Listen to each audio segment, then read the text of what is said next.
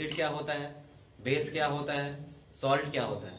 फिर हमने देखा टाइप्स ऑफ एसिड, जिसमें हमने देखा strong acid, weak acid, concentrated acid, dilute acid.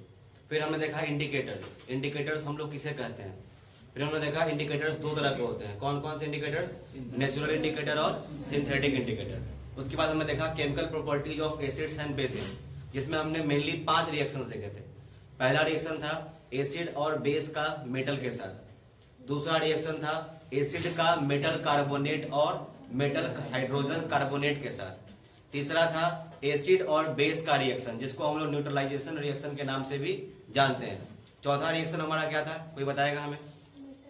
Metal का रिएक्शन किसके साथ, मेटालिक ऑक्साइड के साथ, और बदले में क्या मिलता है हमको, salt and water. Last reaction हमने देखा था नॉन मेटल का, इसका बेस का नॉन मेटालिक ऑक्साइड के साथ। फिर हमने देखा कि एसिड को जब हम पानी में मिलाते हैं तो ये एक हाईली एक्सोथर्मिक रिएक्शन होता है। तो what is the proper way of mixing acid with water. तो प्रॉपर तरीका क्या था कि हम एसिड को पानी में मिलाएंगे या पानी को एसिड में मिलाएंगे, एसिड को पानी में मिलाएंगे with continuous steering. This is the correct way of mixing acid and water. उसके बाद हमने देखा पीएच स्केल। पीएच स्केल क्या था, तो वो एसिड और बेस के स्ट्रेंथ को मेजर करता था।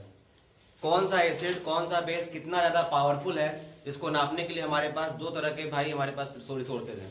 एक है हमारे पास पीएच स्केल और दूसरा क्या था, यूनिवर्सल इंडिकेटर्स। और ये दोनों हमने पढ़ रखा है कल। आज हम लोग क्या पढ़ेंगे, आज हम लोग पढ़ेंगे सॉल्ट के बारे में। किसके बारे में, नाम तो हम लोग इसका बचपन से सुनते आ रहे हैं, सॉल्ट के बारे में।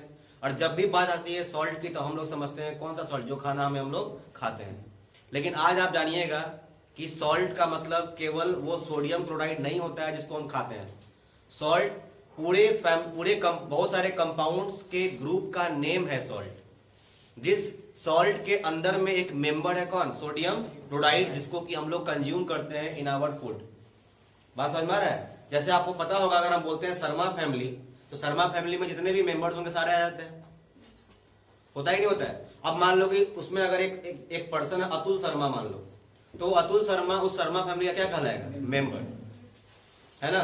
या उसी में मान लो मालती देवी कोई है, मालती शर्मा कोई है, तो वो भी उस शर्मा फैमिली क्या कहलाएगी, मेंबर कहलाएगी। कहलाई नहीं कहलाएगी।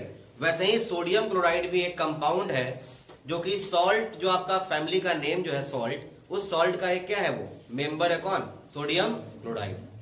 क्लियर है। तो देखते हैं सॉल्ट के बारे में पढ़ते हैं। सॉल्ट हम कैसे ग्रुप ऑफ कंपाउंड को बोलते हैं, तो सॉल्ट हम वैसे सारे कंपाउंड्स को बोलते हैं जो एसिड और बेस से रिएक्शन करने के बाद बनता है। बात समझ में आया। वो सारा कंपाउंड्स जो एसिड और बेस के रिएक्शन करने पे बने, उन सारे कंपाउंड्स को हम क्या बोलते हैं, सॉल्ट।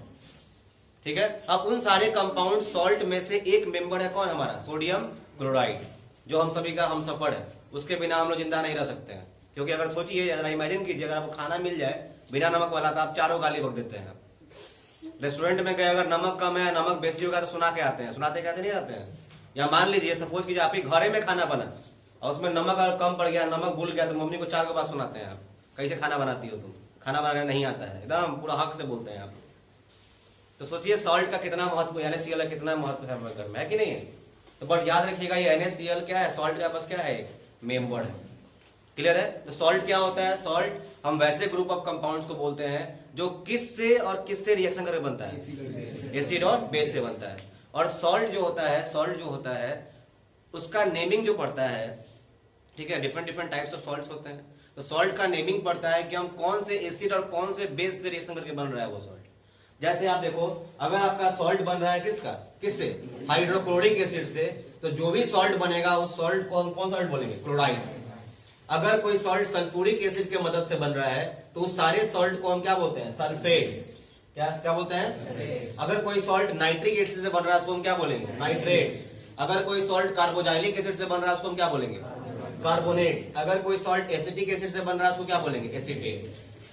बात समझ में आ रहा है। जैसे आपने बोला सोडियम क्लोराइड, मैंने बोला सोडियम क्लोराइड, तो सोडियम क्लोराइड किससे बनता है, HCl से, इसीलिए लास्ट में क्या लगा हुआ है उसमें, क्लोराइड। मैंने बोला सोडियम सल्फेट, समझ जाना कि वो सॉल्ट किसकी मदद से बना है, सल्फ्यूरिक एसिड से, that's why we are using sulphate. अगर मैंने बोला कैल्शियम कार्बोनेट, क्या बोला, कैल्शियम, तो किसकी वजह से बन रहा है, कार्बोजाइलिक एसिड की वजह से। समझ में आ रहा है कि नहीं आ रहा बात, क्लियर है। पोटासियम नाइट्रेट मैंने बोल दिया, सुना ही होगा आप लोगों ने नाम, पोटासियम नाइट्रेट। तो समझ जाना भाई साहब वहां एसिड कौन सा है हमारा, नाइट्रिक एसिड है। कौन सा है, नाइट्रिक एसिड, जो कि यहाँ पे लिखा हुआ है, हाँ लिखा हुआ है वो थर्ड वाले। क्लियर है बात? चलिए, तो अगला टॉपिक इसके बाद हम लोग देखेंगे फैमिली ऑफ सॉल्ट। हम कैसे बोलेंगे कि डिफरेंट, अगर मान लो आपके पास बहुत सारे साल्ट का नाम लिखा हुआ, बहुत सारे साल्ट का नेम दिया हुआ है, आप कैसे बोलोगे कि ये सॉल्ट एक ही फैमिली के हैं? जैसे अगर मान लो आपको 4 गो आदमी खड़ा है और आपको पहचानना है कि बताइए चारों एक फैमिली का है कि नहीं है, एक परिवार का है कि नहीं है, तो देखिएगा थोड़ा सबका शकल उकल क्या मिलता है, सेम रहता है। तो हम बोल देते हैं, अनुमान लगा लेते हैं भाई ये चारों एक ही खानदान का लग रहा है, हम लग रहा है कि नहीं लग रहा है, कुछ ना कुछ हमारे पास ऐसा कुछ उसका बिहेवियर से हम पता कर लेते हैं कि भाई ये एक ही खानदान का है। वैसे ही अगर मान लो आपको 5-6 को सॉल्ट का नाम दिया हुआ है और आपको बताना है कि कौन कौन सा सॉल्ट उसमें एक खानदान का, एक फैमिली का है, ये कैसे बताएंगे आप? How we can identify the family of salt? तो सुनिएगा, अगर 2 या 2 से अधिक कंपाउंड जो है सॉल्ट का, अगर वो सेम पॉजिटिव आयन से बना है, किससे बना है? अगर उसके पास इतना रेट कहाँ आ रहा है, आप ऐसे काहे वो बना रहे हैं, एकदम हमको दया आ जा रहा है। दबंग से बोलिएगा ना तो हम भी मतलब फिर भिड़ते हैं, ऐसे बना रहे तो फिर हम, चलिए बैठी, कहावत नहीं है, कोई अगर पहले ही अगर बोल देता है ना सर तो हम भी थोड़ा सोचते कराट आ गया, नहीं सर लेट हो गया, सर ये हो गया, वो हो गया है, अरे बेटा सर बाहर निकल गया। क्योंकि जरा सोचिए, आप लोग 10th क्लास में हैं और हम आप लोग से इतने सीनियर हैं, तो किसके पास एटीट्यूड ज्यादा होगा? जाहिर सी बात, सोच के देखो। और सबसे ज्यादा एटीट्यूड तब सोचो हम लोग से जो सीनियर होगा उसके पास, हम लोग से ज्यादा एटीट्यूड होगा कि नहीं होगा? तब नॉर्मल सा ह्यूमन बिहेवियर। तो वही जब नीचे वाला जो एटीट्यूड दिखाता है तो हम लोग को भी दिखाना पड़ जाता है, मजबूरी है, नहीं दिखाएंगे तो कहेगा दूर मास्टर के पास कोई औकात नहीं। चलिए, कहां पर थे हम लोग? कहां पर थे? खानदान पे थे ना, फैमिली ऑफ सॉल्ट। कहां पर थे? Family of salt. तो देखिएगा, वैसे सॉल्ट जिसके पास या तो सेम पॉजिटिव आयंस हो, सुनिएगा अच्छे से, वैसे सॉल्ट्स मतलब 2 या 2 से अधिक सॉल्ट्स जिसके पास सेम पॉजिटिव आयंस हो या सेम नेगेटिव आयंस हो, तो हम बोलेंगे वैसे सॉल्ट्स एक ही फैमिली के हैं। अब इससे एक एग्जांपल देंगे, आपको समझ में आ जाएगा। जैसे मैं बात कर रहा हूं NaCl का और बात कर रहा हूं Na2SO4 का। देखो मैंने 2 सॉल्ट लिखा है, एक है सोडियम क्लोराइड और एक क्या है, सोडियम सल्फेट। ध्यान से इसको सुनिएगा, सोडियम क्लोराइड, सोडियम, कौन सा नाम दोनों में सेम सेम आ रहा है? आया कि नहीं आया? और सोडियम क्या है, मेटल है, और मेटल के ऊपर आयन कैसा होता है, पॉजिटिव। तो देखो इस वाले सॉल्ट में और इस वाले सॉल्ट में देखो सेम पॉजिटिव आयन है, कौन कौन? सोडियम, इसमें भी सोडियम, इसमें भी सोडियम। तो भाई कौन फैमिली हो गया? सोडियम फैमिली का सॉल्ट हो गया। कौन फैमिली का हो गया? मान लो लिखा हुआ है अमित शर्मा, है ना, अमित शर्मा लिखा हुआ है, या मान लो राहुल शर्मा लिखा हुआ है, तो हम बोल दे कौन फैमिली का हो गया? शर्मा फैमिली। बात समझ में? या अगर बोल दे कुमार गौरव, कुमार प्रकाश, तो कौन फैमिली बोलते हैं? कुमार फैमिली। समझ में आ रहा है कि यार? इस तरीके से आइडेंटिफाई करेंगे। यहाँ देखो सोडियम क्लोराइड, सोडियम सल्फेट लग रहा है क्या, सेम पॉजिटिव आयन है। कौन से उसमें कौन सा सेम पॉजिटिव आयन है? सोडियम। तो ये एक सेम फैमिली का हो गया, और किस फैमिली का हो जाएगा? सोडियम सॉल्ट हो गया। क्लियर है? वही अगर मान लो लिखा हुआ है sodium chloride, same positive ion का सॉल्ट है। अगर लिखा हुआ है सोडियम क्लोराइड और क्या लिखा हुआ है, पोटासियम क्लोराइड, तो देखो इसमें सेम नेगेटिव आयन है। कौन कौन? क्लोरीन, इसमें भी क्या है? क्लोरीन। तो नेगेटिव आयन सेम है। तो देखो सेम पॉजिटिव आयन हो जाए या सेम नेगेटिव आयन हो जाए, तो दोनों सॉल्ट, 2 या 2 से अधिक सॉल्ट्स को क्या बोलेंगे? सेम फैमिली का सॉल्ट। बताइए किस फैमिली का सॉल्ट हो गया? क्लोराइड। तो नीचे बहुत सारे आपको सॉल्ट्स का नेम दे रखा है, और आपको इसमें आइडेंटिफाई करना है कि कौन कौन से सॉल्ट्स जो है वो सेम फैमिली के हैं। क्लियर है? कोई दिक्कत? चलिए, अब हमारा अगला टॉपिक क्या है? PH of salt solution. अब सुनिएगा, कोई भी जो सॉल्ट होता है उसका भी अपना एक पीएच होगा। हम लोगों ने देखा है कि भाई 0 से 7 के बीच में जो रहेगा उसको एसिड बोलते हैं, 7 से 14 के बीच में पीएच रहेगा तो क्या बोलते हैं उसको? बेस बोल देते हैं, और 7 रहेगा उसको क्या बोलते हैं? सॉल्ट या न्यूट्रल सॉल्यूशन। अब हम बात कर रहे हैं क्या सॉल्ट, सारे सॉल्ट का पीएच वैल्यू 7 ही होता है क्या? तो हमारा आंसर क्या होगा? नो, सारे सॉल्ट का पीएच वैल्यू क्यों 7 नहीं होता है। जरूरी नहीं कि 7 ही हो। सॉल्ट का डेफिनेशन क्या बोलता है? भाई एसिड और बेस मिलना चाहिए, सॉल्ट बन गया। समझ में आ रहा है कि नहीं? सॉल्ट का क्या होता है? एसिड और बेस मिलेगा तो क्या बनाएगा? सॉल्ट। और जरूरी नहीं है कि उस सॉल्ट का पीएच वैल्यू कितना हो? 7 ही हो। 7 के इधर भी जा सकता है, 7 के उधर भी जा सकता है। और सुनिएगा, अगर 7 से 0 की तरफ जा रहा है पीएच तो वो सॉल्ट क्या हो जाएगा, एसिडिक सॉल्ट। अगर 7 से 14 की तरफ बढ़ रहा है सॉल्ट तो क्या हो गया, बेसिक सॉल्ट। अब जरा सोचिएगा कि एसिडिक सॉल्ट कब बनेगा। तो देखो, अगर हम स्ट्रॉन्ग एसिड और वीक बेस को मिलाएं, स्ट्रॉन्ग एसिड और वीक बेस को, तो हमारा सॉल्ट तो बनेगा, बिकॉज एसिड और बेस मिला रहे हो, लेकिन वो सॉल्ट क्या हो जाएगा, एसिडिक सॉल्ट। ठीक है, अगर मैं वीक एसिड लूं और स्ट्रॉन्ग बेस लूं तो सॉल्ट बनेगा, लेकिन वो सॉल्ट क्या हो जाएगा, बेसिक सॉल्ट, और उसका पीएच वैल्यू आपका 7 से ऊपर चला जाएगा। और अगर एसिडिक सॉल्ट होगा तो 7 से क्या होगा, नीचे चला जाएगा। कब पीएच वैल्यू 7 रहेगा, जब स्ट्रॉन्ग एसिड स्ट्रॉन्ग बेस बराबरी का मुकाबला हो, तब जाके आपको क्या मिलेगा, सॉल्ट, उसका न्यूट्रल पीएच वैल्यू क्या रहेगा, 7। समझ में, मुकाबला बराबरी का तब ना होगा, बीच में आएगा, ड्रॉ होगा मैच, तब क्या आएगा, 7। अब एक ले रहा है स्ट्रॉन्ग एसिड, एक ले रहा है वीक बेस, तो कौन मुकाबला में हाई हो गया, एसिड वाला। तो सॉल्ट तो बनेगा, लेकिन वो क्या सॉल्ट हो जाएगा, एसिडिक। क्लियर है। अगर मान लो आपने स्ट्रॉन्ग बेस ले लिए, अब वीक एसिड लिए, तो मुकाबला में कौन भारी है इसमें, स्ट्रॉन्ग बेस। तो सॉल्ट बनेगा, लेकिन हमारा सॉल्ट कैसा बनेगा, बेसिक बनेगा। क्लियर है। तो पीएच ऑफ टॉपिक का था साल्ट सोल्यूशन, तो लिखा हुआ है salt of strong acid and strong base are neutral, because strong acid हो गया और स्ट्रॉन्ग बेस हो गया, तो पीएच वैल्यू क्या हो गया, 7। साल्ट ऑफ स्ट्रॉन्ग एसिड और वीक बेस कैसा हो जाएगा, एसिडिक, उसका पीएच वैल्यू क्या होगा, less than 7। Salt of weak acid और स्ट्रॉन्ग बेस क्या होगा, बेसिक, उसका पीएच वैल्यू क्या होगा, मोर देन 7। बोलिए क्लियर है ना। चलिए इस रिएक्शन को इग्नोर कीजिए। आगे अगला टॉपिक क्या है हमारा, अब हम वही नमक के बारे में बात करने जा रहे हैं जो हम लोग खाते हैं, जिसका नाम क्या है, why we have used common here, because it is common to all of us. Why, because we all consume same salt in our food, इसलिए इसको क्या बोल दिया गया, कॉमन सॉल्ट। केवल साल्ट बोलेगे बाबू तो पूरा पूरा खानदान आ गया उसमें, है ना। ऐसा लोग ह्यूमन बीइंग बोलते हैं सारे लोग आ जाते हैं, वैसे ही साल्ट बोलोगे तो सब घुस जाएगा उसमें। लेकिन जहां लगा दिए कॉमन, तो कॉमन साल्ट का मतलब होता है केवल और केवल sodium chloride. What is the meaning of which salt is what is the chemical name of common salt, NaCl। क्या होता है, ठीक है, इसको हम क्या बोलते हैं, सोडियम क्लोराइड। अब इसमें पूछता है कि भाई कॉमन साल्ट बनता कैसे है, पहला बात आपसे पूछेगा क्या कि chemical name of common salt, chemical formula, सुनिएगा अच्छे से।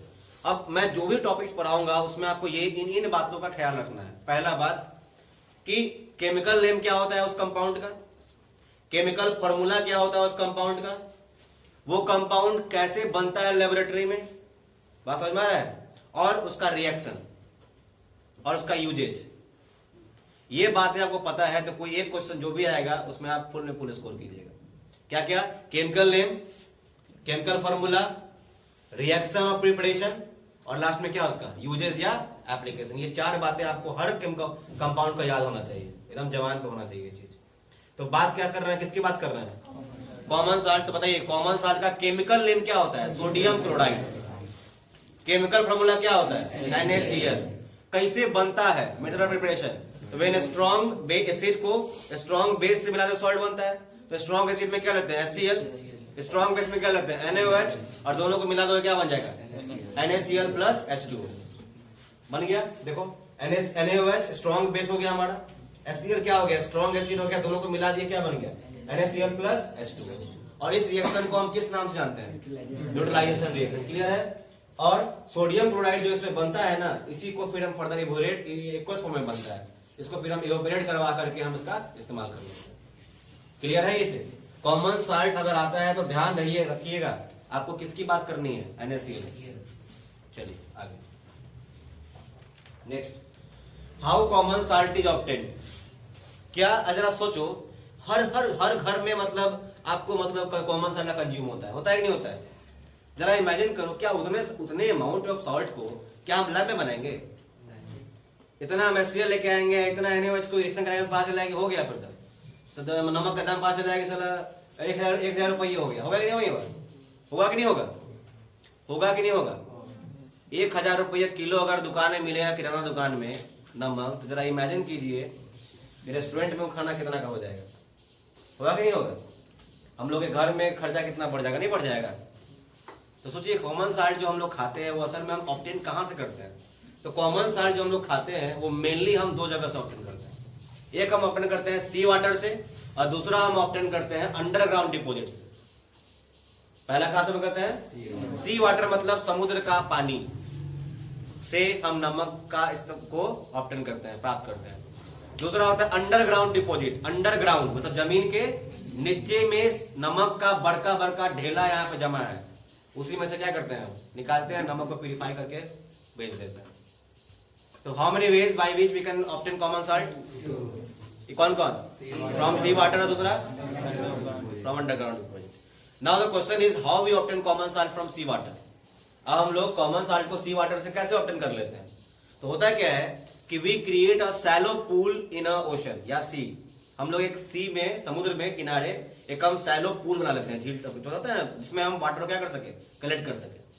पूल मतलब क्या होता है, एक होता है ना गड्ढा खोद दिए, उसमें पानी क्या हो गया, उसमें आके स्टोर हो गया। और सैलो पूल है, उसमें आपका सारा मतलब उसमें पानी क्या हो जाएगा, उसमें का अगर ओपन में रहेगा तो आपका वो पानी सब धीरे धीरे क्या हो जाएगा, इवोपरेट हो जाएगा।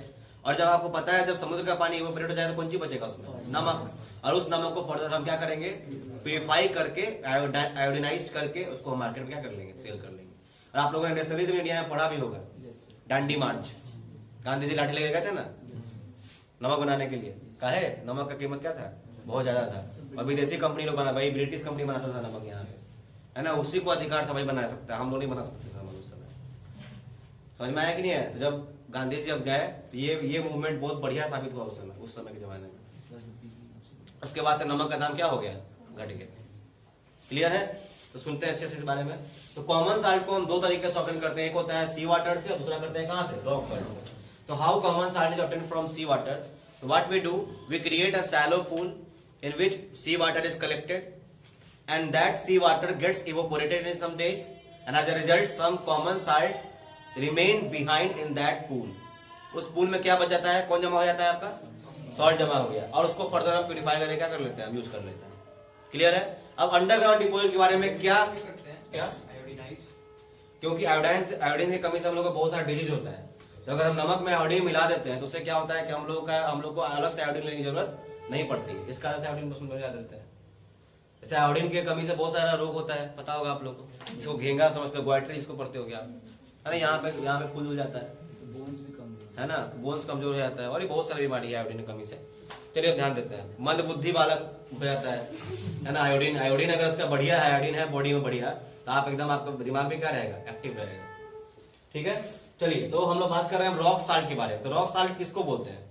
तो रॉक साल्ट बोलते हैं क्या, अंडरग्राउंड डिपोजिट ऑफ सॉल्ट को ही हमने क्या नाम दिया है, रॉक साल्ट। रॉक साल्ट बस एक नाम है किसका, तो साल्ट जो अंडरग्राउंड में क्या है, जमा है, उसको बोलते हैं क्या, रॉक साल्ट। क्लियर है? रॉक साल्ट किसे बोलते हैं, the underground deposit of salt is called rock salt. Clear है? अब ये रॉक साल्ट में इंप्योरिटीज बहुत होता है, और ऐसा क्या माना गया, रॉक साल्ट आया कहां से, दिमाग में आएगा।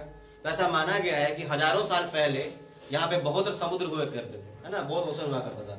तो वो सब क्या हो गया होगा, इवोपोरेट हो गया होगा, सूख गया होगा, और वही नमक सब आपका कहां जमा हो गया, अंडरग्राउंड में। ठीक है, ऐसा माना गया है। ठीक है, और वही सॉल्ट को हम क्या करते हैं, अपने हम डेली लाइफ में क्या करते हैं, प्रयोग करते हैं। हिमाचल में आपको मंडी जगह है, वहां पे अंडरग्राउंड डिपोजिट ऑफ सॉल्ट है, जो मैंने साक्षात देखा है वहां पे। और जो एग्जाम्पल्स हम नहीं जानते हैं, लेकिन ये हम देखे हैं वहां, इसलिए बता रहे हैं। वहां पे आपको मिलेगा अंडरग्राउंड, देखोगे बड़ा बड़ा वहां पे फैक्ट्री सब लगा हुआ है सॉल्ट का। ठीक है, लगेगा टाटा नमक लगा रहेगा बोर्ड बड़ा, कितना एम्प्लॉय खट रहा होगा उसमें। ठीक है, कोई दिक्कत यहाँ तक नहीं। अब हम लोग आगे देखते हैं क्या है इसके बाद, जरा इसको पढ़ लीजिए फटाफट, एक झलक देख लीजिए। Sea water contains a large number of dissolve salt in it. Sea water में नमक कैसे फॉर्म में रहता है, डिजॉल्व फॉर्म में। The major salt in sea water is कौन साल्ट, कॉमन साल्ट। उसको ऑब्टेन करते हैं सी वाटर से बाय विच प्रोसेस, इवोपोरेशन से। कैसे प्रोसेस क्या अप्लाई करते हैं, तो सी वाटर को हम ट्रैप करते हैं, जमा करते हैं कहां पे, लार्ज सैलो पूल में, और उसको वहीं पे छोड़ देते हैं। The sun's heat evaporates the water slowly. अब सूर्य का जो गर्मी होता है वो उसको क्या करता है, इवोपोरेट कराता है धीरे धीरे, and common salt is left behind, और कॉमन साल्ट क्या होता है, बच जाता है उसमें, और further it is purified to obtain pure common salt. समझ में आ गया होगा आई थिंक। आगे बढ़ते हैं, रॉक साल्ट का नाम पढ़ लीजिए। Underground deposit of common salt को हम क्या बोलते हैं, रॉक साल्ट बोलते हैं। क्या बोलते हैं, या बोल सकते हैं the large crystals of salt found in underground deposit, जिसको क्या बोलते हैं, क्रिस्टल मतलब एक टुकड़ा होता है। चीनी देखो, चीनी का टुकड़ा को क्या बोलते हैं, क्रिस्टल्स। तो वैसे ही यहाँ पे किसका टुकड़ा है, सॉल्ट। तो साल्ट का टुकड़ा जो पड़ा हुआ है धरती के अंदर उसी को हम क्या बोलते हैं, rock salt. It is generally lesser due to present of impurities in it. मतलब इसका जो ये जनरली मतलब लेसर अमाउंट में हम इस्तेमाल करते हैं इसका अंडरग्राउंड डिपोजिट। क्यों? बिकॉज इसमें इम्प्योरिटीज क्या होता है, जरा सोच ही सकते हो भाई, जमीन के नीचे तो गंदगी होगा कि नहीं होगा, उसमें मिला होगा कि नहीं मिला होगा, उसमें गंदगी, इम्प्योरिटी ज्यादा होता है, लेसर अमाउंट में इसका यूज करते हैं। As it is assume that, ऐसा माना गया है कि दे आर फॉर्म्ड, ये साल्ट कब बना है, कैसे बना है, तो द एसेंट सीज क्या हो गया होगा, ड्राई हो गया होगा, सूख गया होगा इवेपोरेशन से थाउजेंड्स ऑफ ईयर एगो, और वही आपका जो सूख गया है तो वही आपका रॉक साल्ट के फॉर्म में आपका अंडरग्राउंड में क्या है, डिपोजिट है। चलिए आगे बढ़ते हैं। अब सबसे इंपॉर्टेंट टॉपिक जो बोर्ड के लिए है, VVI chemicals from common salt. Common salt के बारे में नाम जान लिया आप, NaCl को बोलते हैं। अभी इस NaCl से हम बहुत सारे केमिकल्स बनाते हैं, और वो सारे केमिकल्स का हम लोग क्या क्या पढ़ेंगे, वही बात, क्या क्या, chemical name, chemical formula, method of preparation, और क्या उसका यूजेज। 4 बात ध्यान रखिएगा हर चीज का। तो पहली बात देखेंगे भाई कॉमन साल्ट से हम लोग क्या क्या चीज बनाते हैं, ठीक है। तो केमिकल्स जो कॉमन साल्ट से बनते हैं जिनके बारे में हमको पढ़ना है और बोर्ड के लिए बहुत जरूरी है, वो है आपका कौन कौन, सोडियम हाइड्रोक्साइड, क्या है, इसको क्या बोलते हैं, कॉस्टिक सोडा। फिर सोडियम कार्बोनेट, डेकाहाइड्रेट होता है, क्या बोलते हैं उसको हम लोग। फिर है सोडियम हाइड्रोजन कार्बोनेट, तो क्या बोलते हैं, जिससे आप खाना देखिएगा, सोडा डालता है खाने में हम लोग, सही खाना जल्दी होगा, या क्रिस्पी पकौड़ा सब छानते हैं इससे मदद से। फिर ब्लीचिंग पाउडर, जिससे हम नाली भी साफ करते हैं या पानी भी साफ करते हैं। इट इज, ये सारा का सारा केमिकल्स जो भी आप देख रहे हो ना, ये हम किसके मदद से बनाते हैं, NaCl, यानी कौन से, कॉमन साल्ट की मदद से। और इन सारी बातें, इन सारी चीजों को हमको पढ़ना है एक करके। तो पहला हम पढ़ेंगे किसके बारे में, सोडियम हाइड्रोक्साइड के बारे में। इसके बारे में पढ़ेंगे हम लोग। आप सुन लीजिए पहले कहानी, फिर आपको हम पिक्चर यहाँ पे दिखा देंगे सोडियम हाइड्रोक्साइड। सुनिएगा अच्छे से, हमको क्या बनाना है। चलिए, तो सोडियम हाइड्रोक्साइड के बारे में हम लोग पढ़ने जा रहे हैं। क्या पढ़ने जा रहे हो कि भाई सोडियम हाइड्रोक्साइड बनता कैसे है, क्लियर है। अच्छा सुनिए, तो पहला point, what is the chemical name of, ये नहीं पूछेगा what is the chemical name, अच्छा ये पूछेगा what is the chemical name of caustic soda, sodium hydroxide, समझ में आया। और कॉस्टिक सोडा क्या है, वो कॉमन नेम, कौन सा नेम है आपका, कॉमन नेम रखा गया है उसका। होता नहीं घर में चुन्नू मुन्नू डाल देते हैं, होता ही नहीं होता है, वैसे इसका क्या नाम रख दिया हम लोग, कॉस्टिक सोडा। सोडियम हाइड्रोक्साइड किस नाम से बोलते हैं हम लोग, कॉस्टिक सोडा हो गया, घर का नाम हो गया अपना, ठीक है। ऐसे एकदम केमिकल नेम क्या रखा गया स्कूल वाला इसका, सोडियम हाइड्रोक्साइड, एडमिशन करा दिया गया स्कूल में इसका। अब इसका फॉर्मूला क्या हो, केमिकल फॉर्मूला NaOH, क्या हो गया। अब हमारा बात, हमको ये करना है कि भाई NaOH बनता कैसे है, तो अच्छे सुनिएगा। इसमें एक और बात बता रहे हैं जो एग्जाम में पूछता है, जो बहुत बच्चा नहीं समझ पाता है। हम सोडियम क्लोराइड के का सॉल्यूशन लेते हैं, क्या लेते हैं, हम सोडियम क्लोराइड का सॉल्यूशन लेते हैं, मतलब NaCl कौन चीज मिलाएंगे, पानी में, ठीक है। और उस सॉल्यूशन में हम करंट को पास कराते हैं, उस सॉल्यूशन में हम क्या पास कराते हैं, करंट, यानी इलेक्ट्रिसिटी पास कराते हैं। और किसी भी सॉल्यूशन में जब आप इलेक्ट्रिसिटी पास कराते हो तो इस तरीके को हम बोलते हैं इलेक्ट्रोलाइसिस, क्या बोलते हैं। तो बताइए हम किस सॉल्यूशन में इलेक्ट्रोलाइसिस कराएंगे, NaCl के सॉल्यूशन में। और आप जैसे ही NaCl के सॉल्यूशन में आप इलेक्ट्रोलाइसिस कराओगे, मतलब करंट उसमें पास करा दोगे। करंट पास करना मतलब समझ लो ठीक उसी तरीके से कोई आके 2 तार लेके सटा दे आपको, इसे, है ना, इनने से तार लेके आया, इनने से तार लेके आया, सटा दिया, करंट मारेगा आपको। वैसे ही आपको NaCl सॉल्यूशन है, इनने से तार रखे, मतलब रखे, करंट दौड़ गया उसमें, यानी उसमें कुछ ही करा दिया आप, इलेक्ट्रोलाइसिस, करंट नहीं करा दिया, क्या करा दिया उसमें, इलेक्ट्रोलाइसिस। अब सुनिए, उसमें हम 2 इंड लगा लेंगे, एगो कैथोड, एगो क्या रहेगा, एनोड। एनोड आपका पॉजिटिव होता है, कैथोड नेगेटिव होता है। या मान लो इधर रखते हैं, इधर रखते हैं एनोड, इधर क्या है, कैथोड। ये हो गया पॉजिटिव और ये रहा नेगेटिव।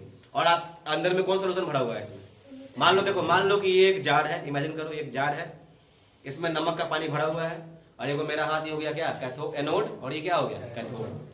आप करंट डाल दिए उसमें, ठीक है। अब क्या होगा, करंट जैसे ही पास करेगा ना, तो NaCl का सोल्यूशन जो होगा वो टूटेगा, रिएक्शन हो जाएगा उसमें। और रिएक्शन जैसे ही होगा तो 3 चीज बनेगा, ध्यान रखिएगा। एक होता है वही चीज बनेगा जो हमको चाहिए, क्या बनेगा, NaOH। दूसरा बनेगा H2 और तीसरा बनेगा Cl2। क्या क्या, NaOH, H2 और Cl2। यानी NaCl के सॉल्यूशन में करंट पास कराएंगे तो 3 चीज बनेगा, कौन कौन, NaOH, H2, Cl2। बोले याद रहेगा। अगर हम NaOH के सॉल्यूशन में, सॉरी NaOH बोल रहे हैं, क्या बोल रहे हैं, NaCl के सॉल्यूशन में, और में जब हम करंट पास कराएंगे तो क्या क्या चीज फॉर्म होगा उसमें, NaOH, H2, Cl2। अब मुद्दा ये उठता है कि ये तीनों कहां कहां बनेंगे। तो Cl के ऊपर प्लस होता है कि माइनस होता है? तो माइनस कहां जाएगा? प्लस पे। और प्लस कहां जाएगा? एनोड है हमारा पॉजिटिव, कैथोड है हमारा नेगेटिव। तो आप ही लोग बताओ, आप ही लोग डिसाइड करो, Cl2 कहां जाएगा? एनोड पे। H2 कहां जाएगा? कैथोड पे। अब बेचारा बच गया कौन? NaOH, तो वो नीचे जाके जमा हो जाएगा कैथोड के नीचे। कैथोड के नीचे कौन जमा हो जाएगा? सॉरी कौन? NaOH। तो मैं एक बार फिर रिवाइज करा रहा हूं कि when electricity is pass through sodium chloride solution then 3 compounds are formed या 3 substances formed NaOH, H2, Cl2. Cl2 is formed at anode, H2 is formed at cathode and NaOH is deposited near the cathode. Clear है? और एक बात और जानिए, जो लोग exam में पूछता है, ब्राइन किसे कहते हैं? Brine solution of sodium chloride. Sodium chloride को जब आप पानी में मिला देते हैं ना, तो उसी का सोल्यूशन को एक नया नाम डाल दिया गया, क्या? ब्राइन। क्या होता है? क्लियर है? जैसे देखते हो ना, कोई पीएचडी करता था, हम आगे डॉक्टर लगा देते हैं। कोई इंजीनियरिंग कर लिया तो क्या लगाते थे? इंजीनियर लगा देते हैं। वैसे NaCl को पानी में मिला दिएगा, उसका क्या नाम बन जाता है? ब्राइन। तो ब्राइन का मतलब नमक वाला पानी है ना। मान लीजिए नमक को पानी में घोल दिए तो आप कौन सी बना दिए? ब्राइन। क्लियर है? कोई दिक्कत नहीं। अब इसको हम एक बार देख लेते हैं जरा। देखो सोडियम हाइड्रोक्साइड, इसका कॉमन नेम क्या है? Caustic soda. केमिकल फॉर्मूला क्या होता है इसका? NaOH। प्रिपरेशन कैसे करते हैं? तो when electricity is pass through a concentrated solution of क्या? सोडियम क्लोराइड, जिसको क्या बोलते हैं? ब्राइन। वो डिकम्पोज होता है, मतलब टूटता है और बनाता क्या क्या है? सोडियम हाइड्रोक्साइड, क्लोरीन और क्या बनाता है? हाइड्रोजन। रिएक्शन बेटा आप कैसे लिखोगे? तो NaCl को क्या मिला है? मिला है पानी में, तो आपने ब्राइन बना दिया और उसमें कौन सी दोहरा दिया? इलेक्ट्रिसिटी, यानी क्या कराया? इलेक्ट्रोलाइसिस। तो क्या बना? NaOH plus Cl2 plus H2। अब बताओ Cl2 की कहां पे बना है? कैथोड पे कि एनोड पे? Cl2 कहां बना है? एनोड पे। H2 कहां बना है? कैथोड पे। और NaOH कहां डिपोजिट हुआ है? कहां पे? Near cathode. अब हम लोग इसका यूजेज देखेंगे बारी बारी से। H2 का यूज, Cl2 का यूज और NaOH का यूज। किसका यूज? H2 का यूज, Cl2 का यूज और किसका देखेंगे? समझ में आ रहा है बात? सोडियम हाइड्रोक्साइड का यूज, हाइड्रोजन गैस का यूज और क्लोरीन गैस का यूज। ठीक है, चलिए। क्या इसको पढ़ना चाहोगे? अच्छा एक चीज और जान लीजिए आप, इस रिएक्शन को हम लोग क्लोर अल्कली प्रोसेस ही बोलते हैं। क्या बोलते हैं? इसको दिमाग देखो, एग्जाम में ऐसा ही कुछ पूछेगा कि बच्चा नहीं बना पाए या वो नाम सुन के उसको अजीब लगेगा, क्योंकि ये रहता है एनसीईआरटी में है, लेकिन लोग इसको क्या कर देते हैं? इग्नोर। वैसा ही है क्लोर अल्कली नाम। क्लोर, इस रिएक्शन को हम क्लोर अल्कली प्रोसेस क्यों बोलते हैं? बिकॉज इसमें एक क्लोरीन बनता है और क्या बनता है? सोडियम हाइड्रोक्साइड, जो अल्कली है, वाटर सोल्यूबल बेस है। अल्कली किसको बोलते हैं? तो water soluble bases are called alkali. जो बेस पानी में घुल जाता है उसको हम क्या बोलते हैं? अल्कली। क्या बोलते हैं? समझ में आ रहा है? तो वैसे ही यहाँ पे आपका वाटर सोल्यूबल बेस क्या बन रहा है? NaOH। तो NaOH कौन सी बना? अल्कली। और ये कौन सी है? क्लोरीन है। तो क्लोर अल्कली बन रहा है इसमें, इसलिए इसको क्या बोलते हैं? क्लोर अल्कली प्रोसेस। तो इस जल्दी से इसको लाइन पढ़ लीजिए फटाफट। तो इलेक्ट्रोलाइसिस में क्या होता है? Chlorine gas is produced at anode, H2 gas is at cathode, NaOH कहां बनता है? कैथोड के नियर में। फिर 3 प्रोडक्ट जो फॉर्म होता है वो तीनों यूजफुल है इसमें। कौन कौन प्रोडक्ट हमारे बनते हैं इसमें? H2, Cl2 और कौन? NaOH। This process of electrolysis of sodium chloride is called chlor alkali process because the product formed are chlorine and alkali for sodium hydroxide. तो इसमें बोल सकता है why this reaction is called chlor alkali process. तो आप बोलोगे because the product formed in this reaction is कौन? Chlorine and alkali sodium hydroxide. Clear है? चलिए नेक्स्ट। तो देखिए, हमने देखा NaCl से हमने इलेक्ट्रिसिटी पास कराया, तो ये 3 चीज बना, H2, Cl2 और क्या बना? NaOH। फटाफट इसको हम देखते हैं। इसका हम दो यूज याद रखिएगा। इसका कितना कितना यूज एग्जाम में आपसे कितना यूज पूछेगा? तो H2 का याद रखिए। पहले इसको भूलते हैं, लाइन नहीं पढ़ते, सीधा देखते हैं। हाइड्रोजन गैस का काम यूज हम करते हैं रॉकेट में फ्यूल के रूप में इस्तेमाल करते हैं। हाइड्रोजन गैस का यूज हम करते हैं रॉकेट में as a fuel. Hydrogen gas का प्रयोग हम HCl बनाने में यूज करते हैं। क्या करते हैं? फिर इसका काम करते हैं हाइड्रोजिनेशन ऑफ ऑयल में करने में, ऑयल को हाइड्रोजिनेशन कराने में यूज करते हैं। यानी अगर आपको सॉलिड फैट से अगर आपको घी बनाना है, सॉलिड फैट बनाना है, आपको किसी भी ऑयल से घी तैयार करना है, तो वहां भी किसका इस्तेमाल करते हैं, हाइड्रोजन गैस का। फिर देखो वहां पे it is use for the production of HCl, इसका काम हम अमोनिया बनाने में यूज करते हैं। क्या करते हैं, अमोनिया बनाने में। इससे हम हाइड्रोजन का काम करते हैं मिथेनॉल बनाने में। क्या बनाने में, मिथेनॉल बनाने में। फिर लिक्विड हाइड्रोजन का प्रयोग हम करते हैं कहां पे, रॉकेट में एज अ फ्यूल। तो जरा सा फटाफट दो, हम बस केवल दो यूज बताएंगे। पहला कि liquid hydrogen is used as fuel in rocket. दूसरा, it is use for the production of HCl। It is used in making vegetable ghee. It is use for making ammonia. कितना यूज हो गया, 4। ज्यादा यूज मत याद रखिएगा, ऐसा यूज याद रखिए जो आपको हमेशा लंबा चले, लंबा याद रहे दिमाग में। ठीक है, अब आते हैं किसकी बात करते हैं, क्लोरीन।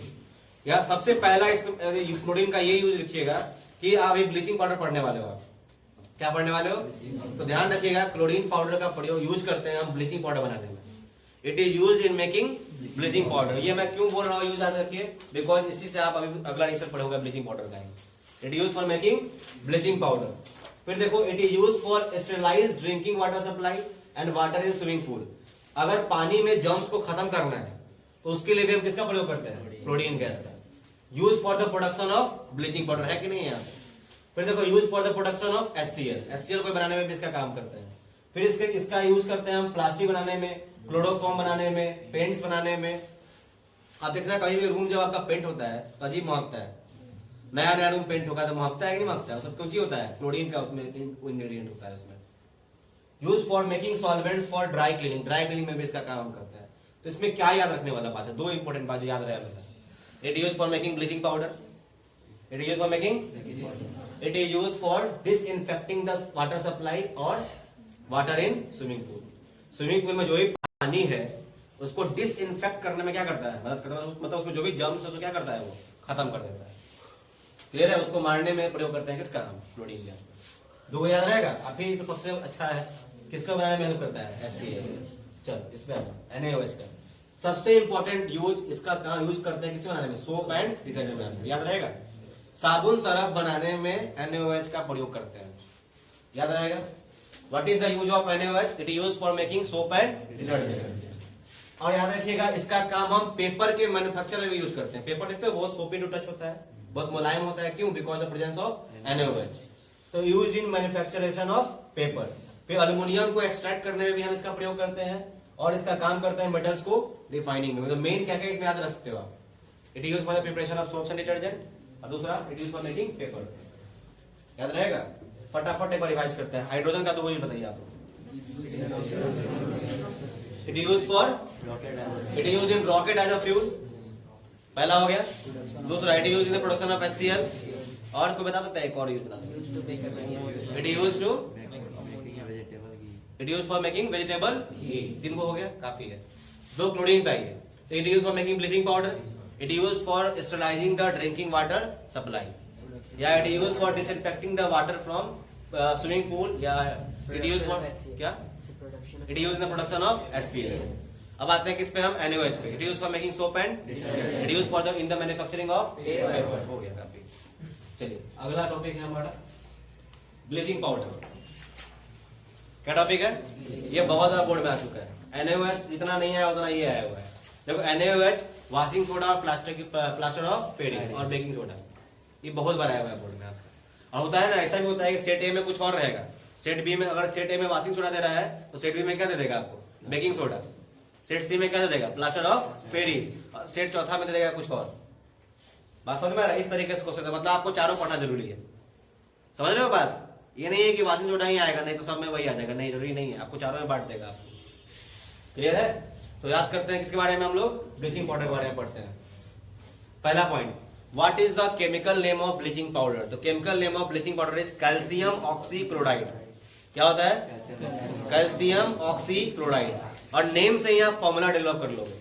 तो केमिकल फॉर्मूला ब्लीचिंग पाउडर क्या होता है, कैल्शियम ऑक्सीक्लोराइड है, क्या हो जाएगा, CaOCl2। What is the chemical formula bleaching powder, CaOCl2। अब बनता कैसे है तो सुन लीजिए, चूना वाला पानी जो लाइम वाटर है ना, उसमें क्लोरीन गैस पास करा दीजिए। चूना पानी का क्या बोलते हैं, सिलेक्ट लाइन, CaOH2। इतना बार बोल दिए कि अब तो याद हो जाना चाहिए आपको। क्या होता है, CaOH2, कैल्शियम हाइड्रोक्साइड सोल्यूशन में जब हम क्लोरीन गैस को पास कराते हैं तो वो रिएक्शन करके हमको क्या बनाता है, ब्लीचिंग पाउडर। क्या देता है हमको? ब्लीचिंग पाउडर और साथ में हमको वाटर भी मिलता है। तो देखो रिएक्शन देख लो आप, देखो यहाँ पर रिएक्शन COH2 है प्लस Cl2 है, तो क्या देख रहे हो आप? कौन चीज है? चूना पानी है, चूना पानी है ना। क्या नाम है इसका? Calcium hydroxide. क्या पास करा है इसमें? Chlorine gas. तो क्या मिल गया हमको? Calcium oxy chloride. इसको क्या बोलते हैं? Bleaching powder. साथ में क्या मिला? वाटर। क्लियर है? तो बताइए, in the preparation of bleaching powder what is the reaction? Reaction involvement क्या रिएक्शन है? क्या CaOH2 plus CaOH2 plus Cl2। Arrow देखिए क्या बनेगा? क्लियर है? चलिए अब हम पढ़ेंगे इसका यूज। इसका वही यूज है जो क्लोरीन का यूज है ना, वही ब्लीचिंग पाउडर का भी यूज है। इससे भी कौन सी साफ करते हैं? पानी साफ करेंगे, नाली साफ करेंगे। समझ में आ रहा है? नहीं आ रहा है? अब क्या करेंगे? हाँ, ब्लीचिंग पाउडर से नहीं बनाते हैं। देखिए इसे क्लोरोफॉर्म बनाएंगे। क्या बनाएंगे? क्लोरोफॉर्म। आप कभी देखिएगा जो ड्रग्स व्रग्स लेता होगा वो नाक में सूंघता ऐसे करके, वही है क्लोरोफॉर्म, है ना। देखिए क्या है bleaching powder? It is use for bleaching cotton and linen in textile industry, for bleaching wood pulp in paper industry. आप याद रखिए, इसमें 2 पॉइंट बनेगा आपका। ये आपको एक कॉटन को ब्लीचिंग करने में इस्तेमाल करता है, ब्लीचिंग समझते हो ना, और आपको फिर वुड पल्प जो है होता है पेपर इंडस्ट्री में, उसको भी ब्लीचिंग करने में क्या करता है? मदद करता है। क्लियर है? It use for bleaching cotton और it use for bleaching wood pulp in paper industry. क्या यूज हो गया? दूसरा use, it use for bleaching wash cloth in laundry. Clear है? Third, it is use for disinfecting water to make it free from germs. क्या हिंदी बताना पड़ेगा? नहीं, समझदार हो गए आप लोग। It is use for manufacturing of chloroform. Chloroform को बनाने में हमको हेल्प करता है। और लास्ट, इसका हम प्रयोग करते हैं ऑक्सीडाइजिंग एजेंट्स के रूप में, मतलब ये किसी सब्सटेंस को ऑक्सीडेशन करने में क्या करता है? हेल्प करता है। क्लियर है? जरा फटाफट इसका यूज बताइए। यूजेज आएगा पक्का 2 नंबर का। पहला यूज बताइए। It is use for bleaching cotton, it is use for bleaching wood pulp in paper industry, it is use for washing cloth, bleaching wash cloth in laundry, it is used for disinfecting water to make it free from germs, it is used for manufacturing of chloroform and it is used as oxidizing agents. Clear है? आगे बढ़ा जाए? चलिए next है हम लोग का baking soda. अब बेकिंग सोडा की बात करते हैं, ये भी बहुत बड़ा है भाई एग्जाम। तो बेकिंग सोडा का केमिकल नेम होता है, पहले केमिकल फॉर्मूला बोल देते हैं। बेकिंग सोडा का केमिकल फॉर्मूला जो होता है ना, वो होता है NaHCO3। NaHCO3। तो केमिकल नेम क्या हो गया? Sodium hydrogen carbonate. बोले तो कौन चीज? Baking soda. Sodium hydrogen carbonate का मतलब कौन चीज होता है? NaHCO3। और इसी को हम लोग प्यार से कॉमन नेम क्या रख दिए इसका? Baking soda. सेकने में मदद करता है। ब्रेड वेड सेके फूल गया है कि नहीं, केक को जो फुलाते हैं हम लोग, केक को नहीं होता है, वहां पे हम बेकिंग सोडा का प्रयोग करते हैं, करते नहीं करते हैं? क्लियर है? चलिए अब ये बनता कैसे है? तो बनता कैसे है सीख लीजिए। इसका रिएक्शन थोड़ा लंबा है, इसका रिएक्शन क्या है? थोड़ा लंबा है। तो लंबा कैसे याद करेंगे? तो ऐसे याद कर लेंगे। हमको पता है कोई भी केमिकल कंपाउंड जो पढ़ रहे हो बनेगा कौन चीज? NaCl से ही बनेगा ना। तो पहला कौन चीज हो गया? NaCl। और 3 चीज और मिलेगा इसमें, अमोनिया, कार्बन डाइऑक्साइड और क्या? वाटर। तो वाटर को हम नहीं इन्वॉल्व कराते हैं, केवल क्या लेंगे कि when NaCl is reacted with ammonia and carbon dioxide, when solution of NaCl बोल देते हैं, solution बोलने पे NaCl और पानी भी आ गया। तो when solution of concentrated क्या? NaCl यानी sodium chloride is reacted with ammonia and carbon dioxide, then baking soda is formed, या then sodium hydrogen carbonate and ammonium chloride is formed, and this sodium hydrogen carbonate is known as baking soda। बोलिए याद रहेगा? याद रहेगा? तो बताइए जरा फटफट। Number 1 कौन रिएक्शन करेगा? NaCl। किससे? NH3 को क्या बोलते हैं? अमोनिया, फिर कार्बन डाइऑक्साइड, फिर क्या? वाटर। मिलके क्या बनेगा? 2 चीज, एक होगा बेकिंग सोडा NaCO3 और एक क्या बनेगा? Ammonium chloride NH4Cl। ठीक है? और जब खाना पकाते हैं तो खाना पकाने के टाइम में क्या होता है कि NaCO3 जब डालते हैं ना उसमें, तो वो हीट होने के बाद क्या बनाता है? सोडियम कार्बोनेट, वाटर और कौन सा गैस रिलीज करता है? Carbon dioxide.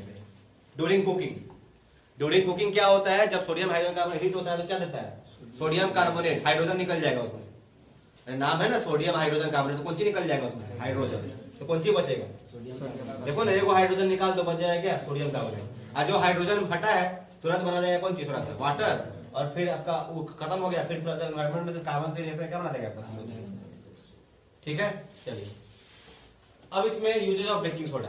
तो सबसे पहले आप बेकिंग सोडा का यूज जब भी लिखना हो ना, तो पहला यूज सबसे आप पढ़ते आ रहे हो, इसका यूज करते हैं as an antacid, as an, याद है, to neutralize the effect of acid in our stomach, it is used as an, सबसे पहले का लिएगा, एकदम एग्जामिनर खुश हो जाएगा जान के। दूसरा खाना पका दीजिएगा, क्या लिखेगा, it is use for in faster cooking of food. अब इसको नहीं देख रहे हैं हम, इसको बाद में देखेंगे। पहला क्या हो जाएगा, it is used as an antacid.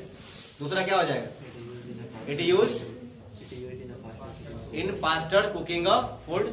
फिर आपका तीसरा यूज होगा, it is used for baking cakes, it is used for baking. अब इसमें क्वेश्चन पूछता है कि केक बनाने में बेकिंग सोडा का हम यूज कैसे कर लेते हैं। केक जो होता है स्पंजी होता है ना, स्पॉन्जी होता है, उसमें बेकिंग सोडा से हम कैसे उसको स्पॉन्जी बनाते हैं। तो बोलिएगा कि जब हम केक में बेकिंग सोडा डाल के जब उसको हीट करते हैं, सुनना अच्छे से, जब केक में हम बेकिंग सोडा डाल के जब हीट करते हैं तो बेकिंग सोडा में से कौन सा गैस निकलता है, कार्बन डाइऑक्साइड गैस। कौन सा गैस निकलता है, and due to the evolution of carbon dioxide gas the cake becomes spongy. Clear है, किस गैस के निकलने के कारण आपका केक जो होता है वहां पे जो बना रहे हो आप, वो स्पॉन्जी हो जाता है, कार्बन डाइऑक्साइड। अभी आप जस्ट देखे थे, आप देखो रिएक्शन यहाँ पे, ये भी देख लो, ये तो खैर एसिड से मिला है, यहाँ देखो हीट किए थे, कौन सी, ये निकल रहा है CO2। फिर देखो यहाँ पे, फिर यहाँ पे बेकिंग पाउडर को आपको गर्म किया गया है या पानी में मिला के तब गर्म किया गया है, तब भी इसमें से कौन सा गैस निकला, CO2 निकल रहा है, क्या निकल रहा है। अब इसमें जो आपका देखो यहाँ पे CO2 produced causes bread cake to rise making them soft and spongy. तो ये रीजन याद रखिएगा, एक नंबर का क्वेश्चन पूछ सकता है आपसे। अगर बेकिंग पता नहीं है कि देखो ऐसे क्वेश्चन देगा, मान लो ए में right the chemical name and formula of baking soda. फिर बी में लिखेगा क्या कि give the reaction of method of preparation of baking soda. और सी में लिखेगा right it's any 2 applications.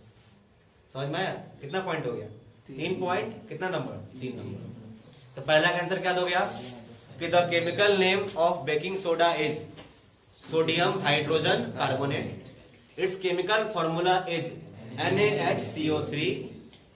Preparation देखिएगा, preparation method of preparation line लेकर लिखेंगे क्या कि when concentrated solution of sodium chloride is reacted with ammonia carbon dioxide, then sodium hydrogen carbonate, that is baking soda, and sodium chloride is formed. Uses में लिख देंगे क्या, it is used as an antacid, sorry क्या होगा, sodium क्या होगा, ammonium chloride बनेगा और क्या बनेगा, NaHCO3, यही होगा ना। फिर से बताया था, सुनिए, बेकिंग सोडा कैसे बनेगा, जब सोडियम क्लोराइड सॉल्यूशन को जब हम रिएक्शन करेंगे किसके साथ, अमोनिया कार्बन डाइऑक्साइड और किससे, वाटर के साथ, तो क्या बनेगा, NaHCO3 प्लस NH4Cl। क्लियर है। अब बताइए हमको यहाँ पे कि इसका यूजेस क्या क्या होगा। तो पहला use, it is used as an antacid. दूसरा use, it is used in baking of cakes. तीसरा, it is used for making faster cooking, it is used in faster cooking of food. हो गया, 3 use काफी है।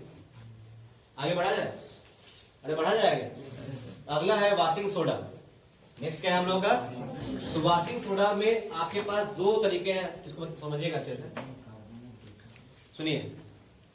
Washing soda क्या होता है, देखो जैसे ही वॉशिंग सोडा का नाम आता है ना, दिमाग में तुरंत कपड़ा धोने का बात आ जाता है, तुरंत दिमाग वहीं लेके जाता है आपको। तो एगो यूज तो पक्का है आपका, it use for making soaps and detergent. Uses तो यहाँ फाइनल हो गया है, वो हमारा काम हो गया, 1 नंबर तो ऐसे ही फ्री पकड़ा मिल गया। ये नाम है कौन सी है, वॉशिंग। दूसरा, जब साबुन सरफ में जब काम आ रहा है, धोने वोने में काम आ रहा है, जाहिर सी बात है इसका प्रयोग हम कर सकते हैं, पेपरों में कर सकते हैं, है ना, पेपर इंडस्ट्री में भी इसका यूज कर सकते हैं, नहीं कर सकते हैं, हो गया, दूसरा यूज भी हो गया। और बाकी यूज हम आगे पढ़ लेंगे। अब बात करते हैं पहला पॉइंट कि वॉशिंग सोडा का केमिकल नेम क्या होता है। तो वॉशिंग सोडा का केमिकल नेम से आने पहले पढ़ लीजिए आप केमिकल फॉर्मूला। तो वॉशिंग सोडा का केमिकल फॉर्मूला होता है Na2CO3.10H2। क्या होता है, Na2CO3.10H2। तो बोलेंगे क्या, the chemical formula of washing soda is Na2CO3. अब what is the chemical name, तो सोडियम कार्बोनेट, 10 को बोलेंगे डेका, और वाटर के लगाते हैं हाइड्रेट, तो क्या हो जाएगा, sodium carbonate Deka hydrate. D लिखा हुआ है क्या, डेका कर दो, डेका हाइड्रेट। समझ में आया? तो डॉट भी डालते हैं क्या हुआ, डॉट यहाँ मल्टीप्लाई होता है, वाटर ऑफ क्रिस्टलाइजेशन है ये। It is a water of crystallization, जो आपका टॉपिक है, अगला टॉपिक पढ़ोगे आप, बताऊंगा मैं। ब्रैकेट में भी डाल सकते नहीं, no bracket, we have to give here dot. Clear है? अगर डाल सकते होते तो वहां पे हम लगा देते, दैट इज वो भी कर लगा देते वहां। यहां तक क्लियर है? तो मेरा पहला क्वेश्चन आपसे ये है, what is the chemical formula of washing soda? Na2CO3 dot. What is the chemical name of washing soda? Sodium carbonate. अब कैसे बनता है तो बोलो, आसान वाला पढ़ोगे या डिफिकल्ट वाला पढ़ोगे? आसान अगर है, दिमाग में दर्द नहीं चाहिए, स्ट्रेस नहीं चाहिए, सिंपल काम करना है, तो फॉर्मूला ही है ना, फॉर्मूला याद है ना, इसी को रिएक्शन में तब्दील कर दो। क्या बोलेंगे, Na2CO3 जब मिलेगा 10 गो पानी से तो बन जाएगा Na2CO3 डॉट 10H2। बोलिए याद रहेगा ये? इससे सबसे सिंपल रिएक्शन हो ही नहीं सकता है कुछ। बोलिए हो सकता है? एक तो ये हो गया फॉर्मूला, Na2CO3 डॉट 10H2 है, तो कैसे बन जाएगा, Na2CO सोडियम कार्बोनेट जब कितने मॉलिक्यूल्स ऑफ वाटर से रिएक्शन करेगा, 10। When sodium carbonate is reacted with या is added with 10 molecules of water, then sodium carbonate decahydrate is formed. काम बन गया अपना। अगर नहीं, हम थोड़ा और दिखाना चाहते हैं एग्जाम्पल कि नहीं हम इससे भी ज्यादा तेज हैं, तब हम दो रिएक्शन लिखेंगे। पहले बोलेंगे कि हमारे पास सोडियम कार्बोनेट कहां से आया, तब इसको ऐसे बताना पड़ेगा नहीं कहां से आएगा। तो फिर आप बताओगे क्या कि पहला रिएक्शन क्या बोलेंगे कि वाशिंग सोडा कैसे बनता है, जब सोडियम क्लोराइड को हम ये स्टेप करेंगे। पहले सोडियम क्लोराइड, पहले हम क्या बनाएंगे, देखो यहाँ पे पहले हम सोडियम हाइड्रोजन कार्बोनेट को हीट करेंगे, तो क्या मिलेगा आपको, सोडियम कार्बोनेट। याद किए थे पिछले वाला रिएक्शन में था ना। और उस सोडियम कार्बोनेट को फिर हम कितने मोलिकुलर वाटर से ऐड कराएंगे, 10 मोलिकुलर वाटर, तब क्या मिलेगा हमको, सोडियम कार्बोनेट डेकाहाइड्रेट। या तो आप ये दोनों स्टेप लिखो, या तो एक सिंगल स्टेप से काम चला लो, दोनों में नंबर मिलेगा। अगर आपको दोनों याद है तो दोनों से लिख दो, अगर दोनों याद नहीं है तो सिंगल लिख दो। लास्ट वाला स्टेप, लास्ट वाला रिएक्शन, केवल ये रिएक्शन से भी आपका नंबर मिल जाएगा। बोलिए क्लियर है? बोलिए क्लियर है? तो मैं जब फटाफट क्वेश्चन पूछता हूं। पहला क्वेश्चन बताइए कि what is the chemical name of washing soda? Sodium carbonate. और जब आप बोल रहे हो ना तभी फॉर्मूला बना रहे हो, बन गया ना। The chemical formula of washing soda is Na2CO3 dot 10H2O। Clear है? प्रिपरेशन, तो जब Na2CO3 प्लस 10H2O ऐड हो, Na2CO3 डॉट 10H2O हो गया। ये हो गया। चलिए अब इसके बात करते हैं यूजेस का। Uses of washing soda. Washing soda का यूज हम लोग कहां कहां करते हैं, तो देखो वाशिंग सोडा का यूज हम करते हैं क्लीनिंग एजेंट के रूप में, फॉर डोमेस्टिक पर्पस, और क्या कौन सी करने में, कपड़ा धोने में। क्लियर है? पहला यूज समझ में आ गया आप लोग को। कौन सी में यूज करते हैं वाशिंग सोडा का, कपड़ा धोने में, है ना। ऐसे मत लिखिएगा कि हम अपना घर में कपड़ा धोते हैं वाशिंग सोडा से, ऐसे मत लिखिएगा कि we wash our cloth by washing soda, है ना। क्लियर है? तो क्या लिखिएगा वहां पे कि washing soda is use as a cleaning agent for domestic purposes for washing cloth. ठीक है, पॉइंट नंबर 2 ये। अब देखो वाशिंग, आप जब वाशिंग सोडा का जब प्रयोग करते हो कपड़ा धोने में, तो पानी फुलाते हैं पहले। जब आप पानी फुलाते हो तो क्या करते हो, आप पानी के हार्डनेस को खत्म करते हो। आप पानी के हार्डनेस को क्या करते हो, अच्छा केवल पानी में कपड़ा धोया जाता है क्या? लेकिन वही अगर उसमें आप सरफ डाल दो, कपड़ा को फुला दो, तब कपड़ा रख दो, कपड़ा क्या होता है, साफ हो जाता है। हुआ क्या, पहले में अंतर क्या है, पहले उसमें क्या था, पानी में हार्डनेस था। जब हम सरफ मिला दिए, वाशिंग सोडा मिला दिए, घोल दिए, तो उस पानी का हार्डनेस क्या हो गया, रिमूव हो गया। हुआ कि नहीं हुआ? तो क्या कर रहा है ये आपका washing soda, it removes the permanent hardness of water. Third बतावे किए थे, साबुन सरफ का जहां बात आया तो लगा दिया पेपर, क्या, it use for manufacturing of glass, soap and paper. Use for manufacture of sodium compound, देखो सोडियम कंपाउंड भी बहुत सारा बनाते हैं, चना क्या है, बोलेगा। अब आइए वाटर ऑफ क्रिस्टलाइजेशन, ये भी आसान है, इसका डेफिनेशन में मत जाइएगा, आपको सिंपल डेफिनेशन बताने जा रहे हैं, इससे भी सिंपल। वाटर ऑफ क्रिस्टलाइजेशन किसको बोलते हैं, है ना, जब किसी कोई फॉर्मूला यूनिट ऑफ सॉल्ट से, सुनिएगा, जब किसी भी फॉर्मूला यूनिट ऑफ कंपाउंड से, यानी कोई भी कंपाउंड है, उससे जब आपका मॉलिक्यूल्स ऑफ वाटर अटैच होता है, जब उससे कोई मॉलिक्यूल्स ऑफ वाटर क्या होता है, अटैच होता है, तो इसी को क्या बोलते हैं, वाटर ऑफ क्रिस्टलाइजेशन। जैसे फॉर एग्जांपल हमने अभी जस्ट पढ़ा था वाशिंग सोडा, याद है, Na2CO3 डॉट, तो बताओ इस Na2CO3 एक सॉल्ट था, उसमें 10 वो मॉलिक्यूल ऑफ वाटर जुड़ गया, तो यहाँ पे इस सोडियम कार्बोनेट क्या हुआ, वाटर ऑफ क्रिस्टलाइजेशन हुआ है। और कितना वाटर ऑफ क्रिस्टलाइजेशन ऐड हुआ है, कितना, 10। अगर मैं पूछूं इस वाशिंग सोडा में कितने वाटर ऑफ कितने वाटर ऑफ क्रिस्टलाइजेशन है, क्या बोलेगा, 10। समझ में आया कि नहीं आया? तो वाटर ऑफ क्रिस्टलाइजेशन किसको बोलते हैं, तो जितना पानी का मॉलिक्यूल किसी फॉर्मूला यूनिट ऑफ कंपाउंड से अटैच होता है उसी को क्या बोलते हैं, वाटर ऑफ क्रिस्टलाइजेशन। ठीक है, जितना number of water molecule formula unit of compound से अटैच होता है उसी को हम बोलते हैं क्या, वाटर ऑफ क्रिस्टलाइजेशन।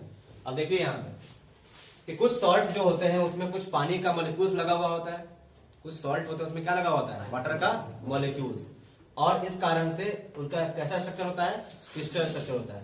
अब देखो जो वाटर मॉलिक्यूल्स जो अटैच होते हैं किसी सॉल्ट के साथ, जो वाटर मॉलिक्यूल्स किसी साल्ट के साथ क्या करते हैं, अटैच होते हैं, उसी को क्या बोलते हैं, वाटर ऑफ क्रिस्टलाइजेशन। समझ में आ रहा है कि नहीं आ रहा है, नहीं समझ में आया, समझ में आया टॉपिक।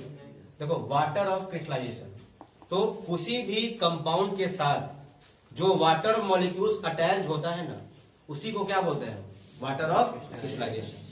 जैसे Na2CO3 डॉट 10H2, उसमें कितना मॉलिक्यूल ऑफ वाटर जुड़ा हुआ है, तो यहाँ पे वाटर ऑफ क्रिस्टलाइजेशन है कि नहीं है, because molecules of water attach with some compound, कितना जो मॉलिक्यूल जुड़ा हुआ है, तो उसका वाटर ऑफ क्रिस्टलाइजेशन कितना है, 10। समझ में आया? तो वही है वाटर ऑफ क्रिस्टलाइजेशन क्या होता है, the water molecules which are attached to the structure of salt, ऐसे बोल दो सिंपल में, the water molecules which are attached to the structure of salt is called water of crystallization। और जो salt जो जिसमें water of crystallization होता है उसको हम क्या बोलते हैं, हाइड्रेटेड सॉल्ट। यानी आप बताओ वाशिंग सोडा कौन सॉल्ट है, why, because water of crystallization are attached with it। समझ में आ रहा है? जिस सॉल्ट के साथ वाटर मॉलिक्यूल्स जुड़ जाए उस सॉल्ट को हम एक और नाम देते हैं क्या, हाइड्रेटेड सॉल्ट। क्या बोलते हैं, जैसे बताओ यहाँ देखो आप CuSO4 में 5 गो मॉलिक्यूल ऑफ वाटर आप जोड़ने जा रहे हो, तो क्या हो गया यहाँ पे, कितने वाटर ऑफ क्रिस्टलाइजेशन यहाँ पे ऐड हो गए, 5। अच्छा ये बताओ Na2CO3 डॉट 10 कितने वाटर ऑफ क्रिस्टलाइजेशन है, इसमें क्या वाटर ऑफ क्रिस्टलाइजेशन है, 2। पक्का? चलिए last topic acid basis and salt का क्या हुआ, प्लास्टर ऑफ पेरिस। ठीक है, ज्यादा हम लोग जब कूदते फानते हैं तो हम लोग का हाथ टूट जाता है, और हाथ टूट जाता है डॉक्टर कौन चीज थोपता है उस पर, है ना, वही है। इसमें सबसे बड़ी बात है कि पेरिस लगा हुआ है वर्ड, तो मतलब प्लास्टर कहाँ का, पेरिस है। हम लोग यानी इंपोर्टेड सामान लगाते हैं यहाँ पर, कह सकते हैं। ऐसा बात नहीं है, हुआ यूं था कि प्लास्टर ऑफ पेरिस बनता है एक रॉ मटेरियल जिप्सम से। कोई भी प्लास्टर ऑफ पेरिस कौन से बनता है, जिप्सम से, और वो जिप्सम का आविष्कार खोज सबसे पहले कहाँ हुआ था, पेरिस में। ठीक है, समझ में आ रहा है बात, तो जिप्सम का सबसे पहले का खोज कहाँ हुआ था, पेरिस में, और उसी जिप्सम से हम क्या बनाते हैं, प्लास्टर ऑफ पेरिस। इसीलिए हम जो प्लास्टर, उसका नाम प्लास्टर साथ क्या लगाते हैं, प्लास्टर ऑफ पेरिस लगा देते हैं। अब इसमें वही चीज पढ़ना है, पहला क्या, किसका क्या देखेंगे हम लोग, पहले बताइए केमिकल नेम, केमिकल फॉर्मूला, और उसके बाद क्या इसका रिएक्शन। तो सुनिए, प्लास्टर ऑफ पेरिस का केमिकल फॉर्मूला होता है CaSO4 डॉट 1/2H2। यानी इसमें कितना वाटर ऑफ क्रिस्टलाइजेशन है, हाफ, हेमी। हाफ को क्या बोलते हैं, और पानी को क्या बोलते हैं, हाइड्रेट। सुनिएगा, 1/2 को क्या बोलते हैं, हेमी, और H2 को क्या बोलते हैं, हाइड्रेट। तो बताइए अगर हमारा फॉर्मूला का कहता है कि हम ये फॉर्मूला है, तो आप हमको कथी बोलिएगा, तो इसके लिए हम क्या लगा दिए, हेमी, इसके लिए क्या लगा, हाइड्रेट। स्पेलिंग पे मत जाइएगा, ये क्या हो जाएगा, कैल्शियम सल्फेट। तो बोलिए ये फॉर्मूला, ये केमिकल नेम किसका हो गया आपका, तो क्या कहेंगे इसको हम, calcium sulphate hemi hydrate. So this is the chemical name of plaster of Paris. सो अगर आपको नेम याद है ना तो फॉर्मूला आप खुद बना लोगे। तो केमिकल फॉर्मूला क्या हो जाएगा, CaSO4 डॉट 1/2H2। पूरा एकदम मुंह फाड़ के एकदम नींद अगराई ले रहे हो क्या, बिस्तर बिछवा दे यहाँ पे, नहीं ना, जबरदस्ती कोई पीट पाट के भेजा है क्या यहाँ पे? नहीं ना। तो नर्सरी का बच्चा को देखिएगा, है ना, जबरदस्ती कान पकड़ के उठाया था बेड पर से, कपड़ा वपड़ा पहना के सीधा स्कूल में, और उसके बाद मैडम जी आप संभालिए, हमला से हो गया। मजबूरी में पेरेंट भेजता है नर्सरी वाला बच्चा को स्कूल में, मजबूरी में, क्योंकि संभालना मुश्किल हो जाता है। ठीक है, स्कूल समझिए की तरह से समझो कि गेट रीड ऑफ किड्स है ना, बच्चे से क्या छुटकारा। जरा इमेजिन करके देखो, अगर छोटा सा बच्चा जब 3 साल का हो जाता है, इतना सारा क्वेश्चन पूछेगा, इतना सारा क्वेश्चन पूछेगा कि आप आंसर देते थक जाओगे। उसके बाद क्या होगा, उसके बाद क्या होगा, उसके बाद ये होगा कि आप कुछ भी काम करोगे उसमें आपको कैसे हो रहा है, क्या हो रहा है। आप अगर मम्मी आटा सानेगी तो वो भी आटा लेके बैठ जाएगा, बैठ जाएगी, है ना, या पापा जी का पेपर पढ़े तो पेपर पढ़ाई होगा नहीं, फिर भी लेके बैठ जाएगा। तो मजबूरी में उसको उठा कर कहा लगता है सर, आप संभाल लीजिए 5 घंटा। अब उसको स्कूल में संभालता है, अब स्कूल में बच्चा कैसे संभालता है, तो देखता है हम भी पागल है, पागल हो रहा है, आपको सब ऐसा रहता है सब।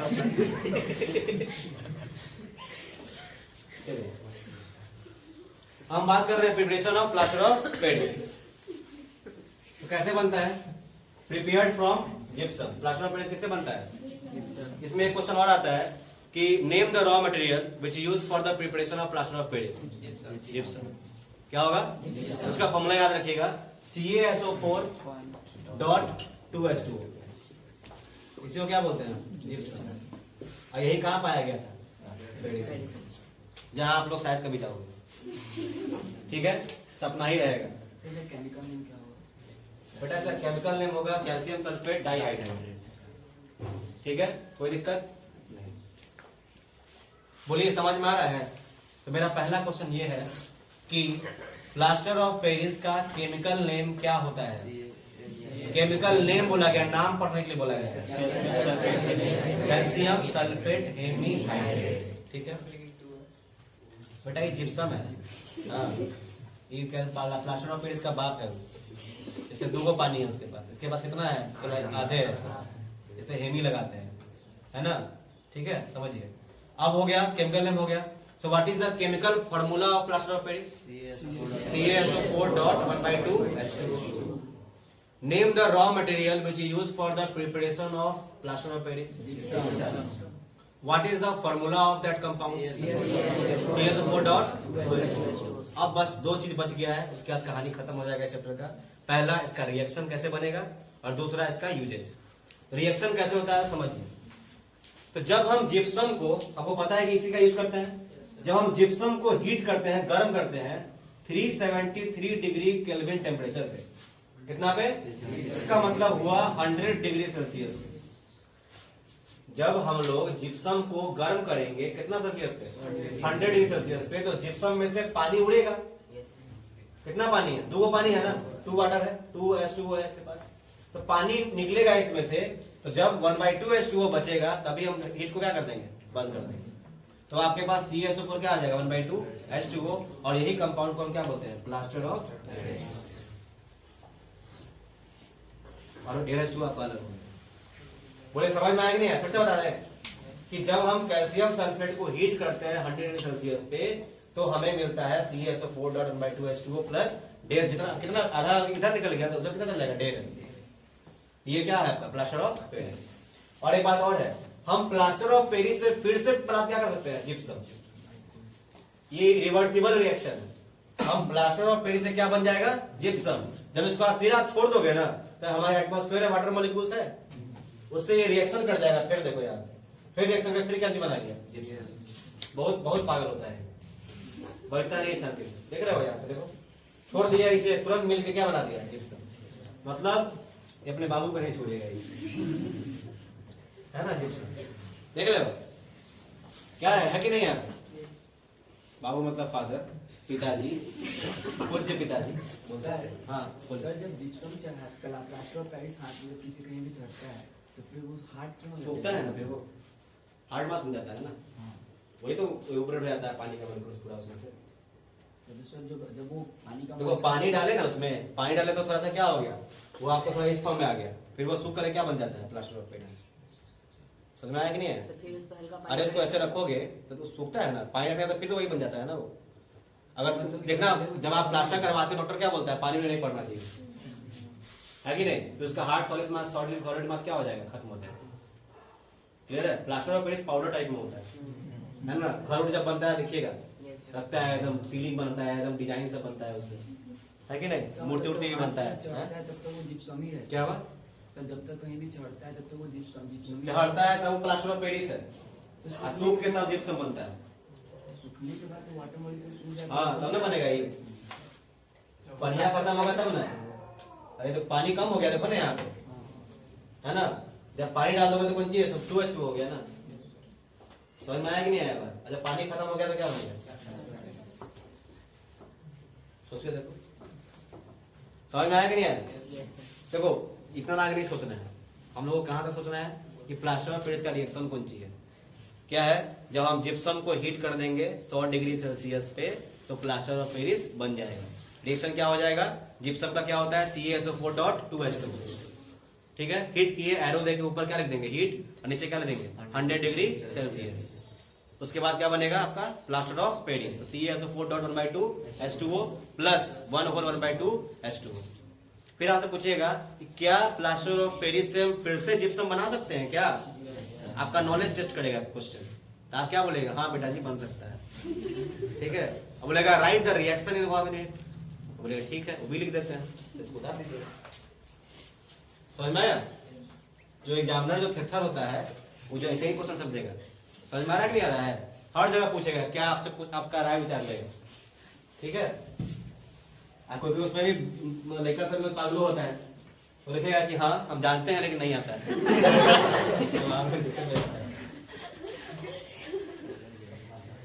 चलिए, usages of plaster of Paris, या हम जानते हैं लेकिन आज नहीं लिखेंगे, मूड नहीं है मेरा। Usages of plaster of Paris, पता है पढ़ाई करने से आसान है पढ़ाई ना करना। पढ़ाई ना करने से बहुत फायदे हैं। पता है क्या फायदा है पढ़ाई नहीं करने से? सबसे पहला बात, अगर पढ़ाई नहीं कीजिएगा, ठीक है, तो खराब कॉलेज में एडमिशन होगा। आप जिस कॉलेज में जाइएगा वहां पे आपसे भी खराब बच्चे आएंगे आपके लेवल के। फिर आप वहां जाइएगा, उनसे बात कीजिएगा तो आपको अपने आप पे गिलानी महसूस होगी कि अरे यार हमसे भी खराब बच्चा से, हमको इससे भी खराब बनना है, तो आप उससे भी खराब बनिएगा। समझ में आ रहा है कि नहीं आ रहा है? फिर उसके बाद आपका ब्याह होगा तो क्या होगा, लड़की भी वैसा ही खोज जाएगी आपके लेवल का। तो जरा सोचिए कितना अच्छा पारिवारिक लाइफ होगा आपका। पता चलेगा कि आपके जो बच्चे होंगे वो आतंकवादी बनेंगे, फिर कितना फायदा है? कुछ नहीं करना पड़ेगा, सबसे आपके पास अवेलेबल हो जाएगा। तो आप लोग डिसाइड कीजिए पढ़ना है कि नहीं पढ़ना है। चलिए, use of plaster of Paris, it is used for setting of fractured bone in right position. It keeps the fractured bone strong. मतलब प्लास्टर ऑफ पेरिस का क्या इस्तेमाल है? इससे हम फ्रैक्चर्ड बोन जो होता है उसको हम सेट करने में क्या करते हैं, उसको हम इस्तेमाल करते हैं। It is used for setting of fractured bones in right position. It keep the fractured bone strong, उसको उसी पोजीशन में रखता है। It is used for making toys, decorating materials, cosmetics पे आप लड़के लोग ध्यान नहीं देंगे, लड़के लोग। फिर क्या है, चौक। ठीक है, क्या हो जाएगा, it is used for making toys, cosmetic का नाम है, तुम्हें कहा बात कर रहे हो आप? लगाते हो क्या? अच्छा, वो लगाता है, तुम जानते हो।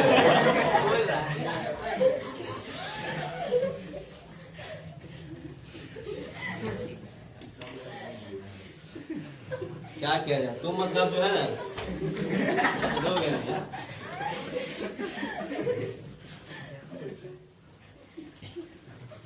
बताइए, जब कॉस्मेटिक्स आया तो ये हाल हो गया। हम भगवान से मतलब दुआ करेंगे कि आपके टीचिंग में टीचर लोग ऐसा कोई वर्ड का प्रयोग ना करें, इससे ये खतरा पैदा हो जाएगा। देखिए यहाँ पे, तो दूसरा क्या है, it use for making toys, decorating materials, dash, chalk. It is used as fire protecting material. इसका हम काम करते हैं फायर प्रूफ मटेरियल बनाने में भी। Use for ceiling air gaps, अगर एयर गैप्स को हमको फिल करना है तो उसको भी, उसके लिए क्या यूज करते हैं, प्लास्टर ऑफ पेरिस। छत का अगर मान लो छत में अगर मान लो छेद हो गया है तो क्या करते हैं, सील करते नहीं करते हैं उसको। Use for making surfaces smooth, अगर हमको सरफेस को क्या बनाना है, स्मूथ बनाना है, तो हम किसका प्रयोग करते हैं, प्लास्टर ऑफ पेरिस। तो इसी के साथ आपका एसिड बेसिस एंड सॉल्ट खत्म होता है और हम लोग एक्सरसाइज का क्वेश्चंस करेंगे। So the first question is a solution turns red litmus blue, its pH is likely to be 1, 4, 5, 10। क्या होगा? क्या होगा? 10। क्यों होगा? बिकॉज 1 pH एसिड का होता है, 4 pH एसिड का होता है, 5 भी एसिड का होता है, और यहाँ रेड टू ब्लू हो रहा है। रेड टू ब्लू एक ही आदमी के पास शक्ति है, वो कौन? बेस के पास। और बेस का pH कितना होगा? 10। तो इसमें सब एसिड का दिया हुआ है, बस एक ही को बेस दिया हुआ है 10। 2 में a solution reacts with crushed egg cell.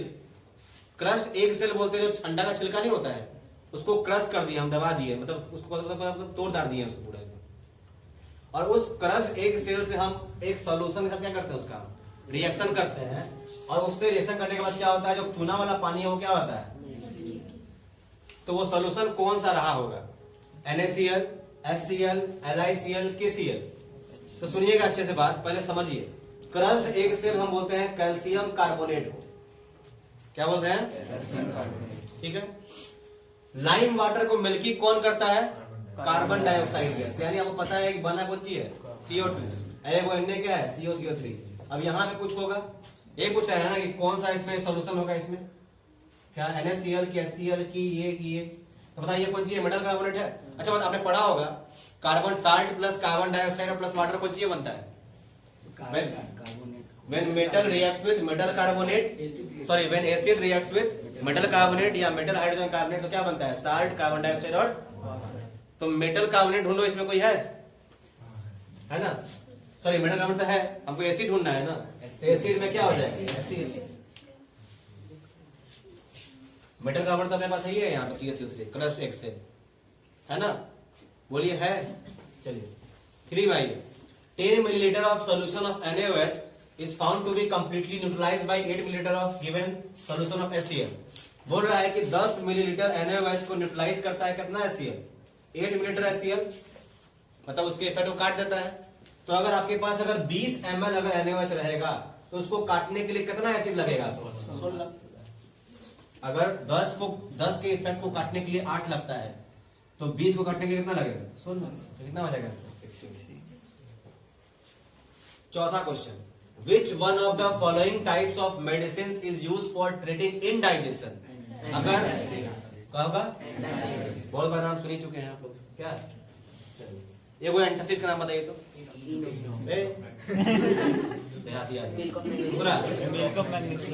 Class में कौन सी पढ़ाए?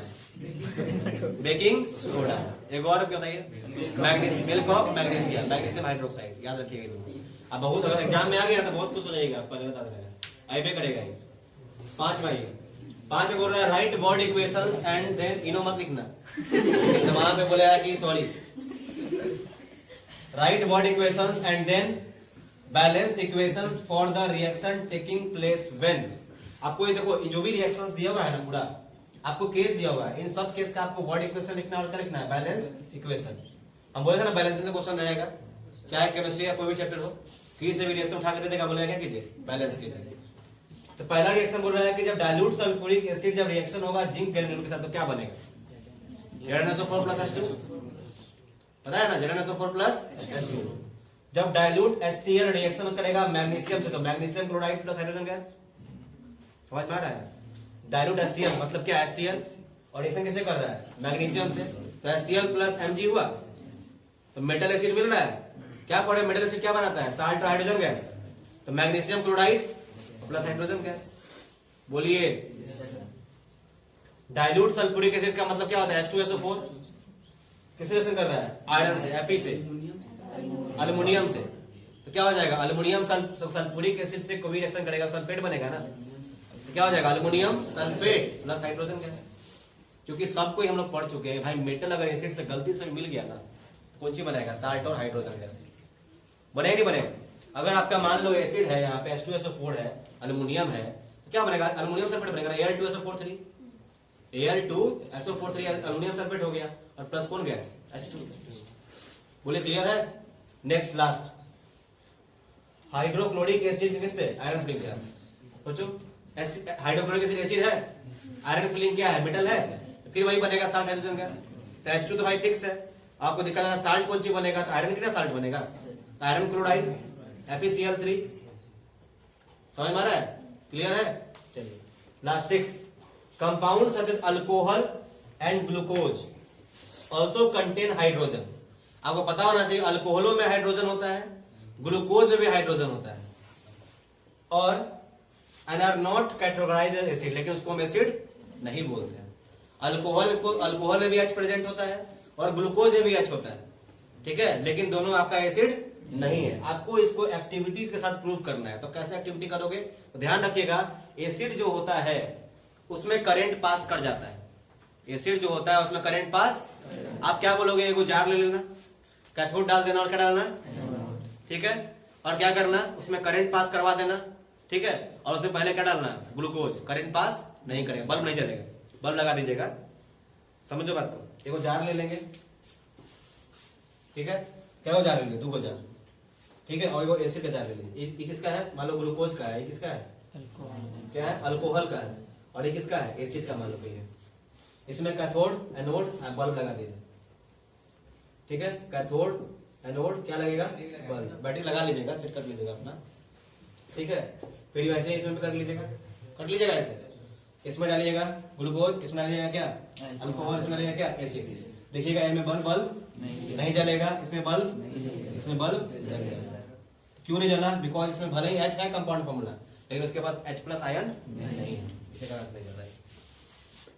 समझ में आया? क्लियर है? चलिए 7 में, why does distil water not conduct electricity whereas rain water does?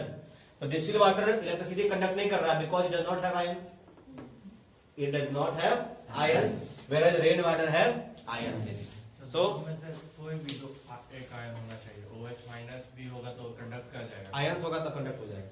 OH ions टूटा हुआ होना चाहिए, आयंस होना चाहिए, सर सीधा लिखिए। बिकॉज आपको पता होना चार्ज दोनों कंडक्ट कर सकता है, प्लस भी और माइनस भी। हाँ, तो सीधा बोलेंगे इसमें एब्सेंस ऑफ फ्री इलेक्ट्रॉन हो जाएगा। आयंस का बात करेंगे ना, इलेक्ट्रॉन का बात कहाँ करेंगे? सॉलिड की बात कर रहे हैं, कंडक्टर की बात कर रहे हैं, कंडक्टर की बात कर रहे हैं। नहीं, हम इसकी बात कर रहे हैं, लिक्विड के फॉर्म में जा रहे हैं ना, लिक्विड के फॉर्म में जाकर आयंस की बात करते हैं। लिक्विड के फॉर्म में चार्ज पार्टिकल किसको बोलते हैं? आयंस बोलते हैं। अगर हम कंडक्ट सॉलिड की बात करेंगे उसमें इलेक्ट्रॉन होता है, उसमें आयंस नहीं होता है। थोड़ा डीप जा रहे हैं, बात करो। अगर सॉलिड की बात करें, कंडक्टिव मैटर की अगर हम बात करेंगे तो वहां पे बात करेंगे किसके? इलेक्ट्रॉन्स की, प्रोटॉन्स की। लेकिन जब मैं अगर सॉल्यूशन की बात करूंगा तो इलेक्ट्रॉन प्रोटॉन की बात मैं नहीं करूंगा, मैं बात करूंगा आयंस की, कटायन और अनायन। समझ में आ रहा है? चलिए हो गया। Why do all acids not show acidic behavior in the absence of water? पानी के absence में कोई भी एसिड जो है अपना एसिडिक बिहेवियर शो क्यों नहीं करता है? बिकॉज एसिड जो है, एसिड का एसिडिक बिहेवियर किस आयन में छुपा होता है? H प्लस आयन में। और एसिड H प्लस आयन कब देता है? जब उसको कुंजी में रखते हैं, पानी में। इसीलिए एसिड जो है आपका एसिडिक बिहेवियर शो करता है कहां पे? वाटर में, not in absence of water. समझ में आया कि नहीं? बोलिए, शांत क्यों है? समझ में आया? हम बोलेंगे कि एसिड जो है उसका एसिडिक कैरेक्टर जो होता है वो डिपेंड करता है किस पे? किस आयन पे? H प्लस आयन पे। और in the absence of water acid does not gives H plus ion, है ना? सो acid shows is acidic behaviour when water is present in it, so that it can give H plus ion. 9 में आ जाइए। आपके पास 4 solution है ABCD। आपको universal indicator दिया गया है 5 सॉल्यूशन ABCD, और यूनिवर्सल इंडिकेटर में आपको एगो पीएच आया है 4, 1, 11 और 7। तो बताइए आपको 9 भी चाहिए। न्यूट्रल कितना होगा इसमें? देखो अल्कलाइन का मतलब क्या होता है? बेसिक। और स्ट्रांगली अल्कलाइन मतलब स्ट्रॉन्ग बेस हो गया। कौन है इसमें स्ट्रॉन्ग? स्ट्रांगली एसिड सबसे खतरनाक वाला एसिड कौन है इसमें? एक कर देते हैं, वो भी कर देंगे लास्ट में। हमसे गलती हो गया, माफ कर दीजिए। क्या हो जाएगा यहाँ पे? 7 क्या हो गया? C की डी, ये क्या होगा? और ये B। वीकली एसिडिक कौन होगा? वीकली मतलब एसिड होगा लेकिन खराब है, उतना अच्छा पावरफुल एसिड नहीं होगा। कौन होगा? 4 होगा। इसमें जो दिया हुआ उसके अकॉर्डिंग 4 यानी क्या? A। ये रहा 4, ये रहा आर्यन का A। ठीक है। अब आते हैं वीकली अल्कलाइन। बेस तो है लेकिन बढ़िया बेस नहीं है, वीक है। कौन होगा? 9। तो हो गया ये 9। क्या हो गया? क्लियर है? अच्छा ई नाम है। चलिए अब बताइए हो गया यहाँ तक दिक्कत नहीं। Arrange the pH in increasing order of hydrogen ion concentration. बोल रहा है ये सारे पीएच वैल्यू को आपको हाइड्रोजन आयन कॉन्सेंट्रेशन के इंक्रीजिंग ऑर्डर में लिखना है। और इंक्रीजिंग ऑर्डर का मतलब क्या होता है, छोटे से बड़े की तरफ बढ़ेंगे। यानी सबसे कम H प्लस आयन किसके पास होगा, बेस के पास। सबसे कम H प्लस आयन किसके पास है, स्ट्रॉन्ग बेस के पास। सबसे स्ट्रॉन्ग बेस कौन है इसमें, 11। तो पहले क्या होगा C, फिर उससे थोड़ा बड़ा कौन है इसमें, 9, फिर उससे थोड़ा बड़ा, फिर कौन होगा D, E के बाद क्या आएगा, क्या आएगा बताइए, D, उसके बाद A, उसके बाद B। हो गया। सर ये बाद में नहीं आया। बाद में आया कि नहीं आएगा, क्या आएगा। चलिए जब भी आ जाए उसके माइंड में 10 mile equal length of magnesium ribbon are taken in test tube A and test tube. मतलब बराबर बराबर लेंथ का हम मैग्नीशियम का रिबन ले लिए, यही तो रिबन है, ठीक है। उसको ए को टेस्ट ट्यूब ए में डाल दिया, किसमें डाल दिया, बी में।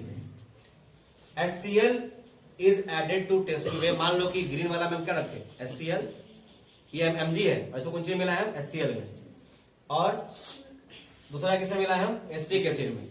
इसको मिला है लाल वाला, किसे मिला है, मतलब खतरनाक एसिड कौन है इसमें, HCl। इसको लालू खतरनाक रखता है ना। ये HCl वाला भी मैग्नीशियम रिबन है, और ये कौन सी वाला है, ये एसिटिक एसिड वाला है, ठीक है। चलिए पता है ना Mg आपका मेटल है और HCl क्या है, एसिड। ये भी मेटल, ये भी क्या है, लेकिन बस देखिएगा इसमें एसिड क्या है, वीक, इसमें एसिड क्या है, स्ट्रॉन्ग। अब आगे क्या पूछ रहा है, अमाउंट हो गया, and amount and concentration taken for both acid are same. दोनों में एसिड सेम रखे हैं, मतलब अगर इसमें हम 100 ml अगर HCl ले लें, इसमें 100 ml क्या लेंगे, एसिटिक एसिड लेंगे। In what test, in which test tube will the fizzing occur more vigorously and why. बोल रहा है किस टेस्ट ट्यूब में फिजिंग का मतलब होता है ना जब फड़फड़ा के जो रिएक्शन करता है। आप स्लाइड डाला हो कभी, जब स्लाइड लगाते हैं फड़फड़ा के एकदम आग निकलता है उसमें से, तो उस साउंड को हम क्या बोलते हैं, फिजिंग।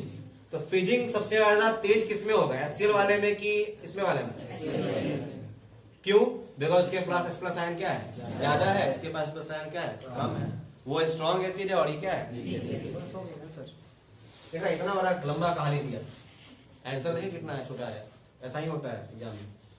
फ्रेश मिल्क जो होता है उसका पीएच कितना होता है, 6। और ध्यान से देखिएगा तो पीएच आपका 7 से कम है, यानी थोड़ा सा क्या है आपका एसिडिक है। ये फ्रेश मिल्क है, एकदम ताजा ताजा ना, मतलब निकला है गाय से, तभी आपका पीएच वैल्यू कितना है इसका, 6। How do you think the pH will change. आप क्या समझते हैं कि इसका पीएच जो होगा कैसे चेंज होगा, as it turns into curd.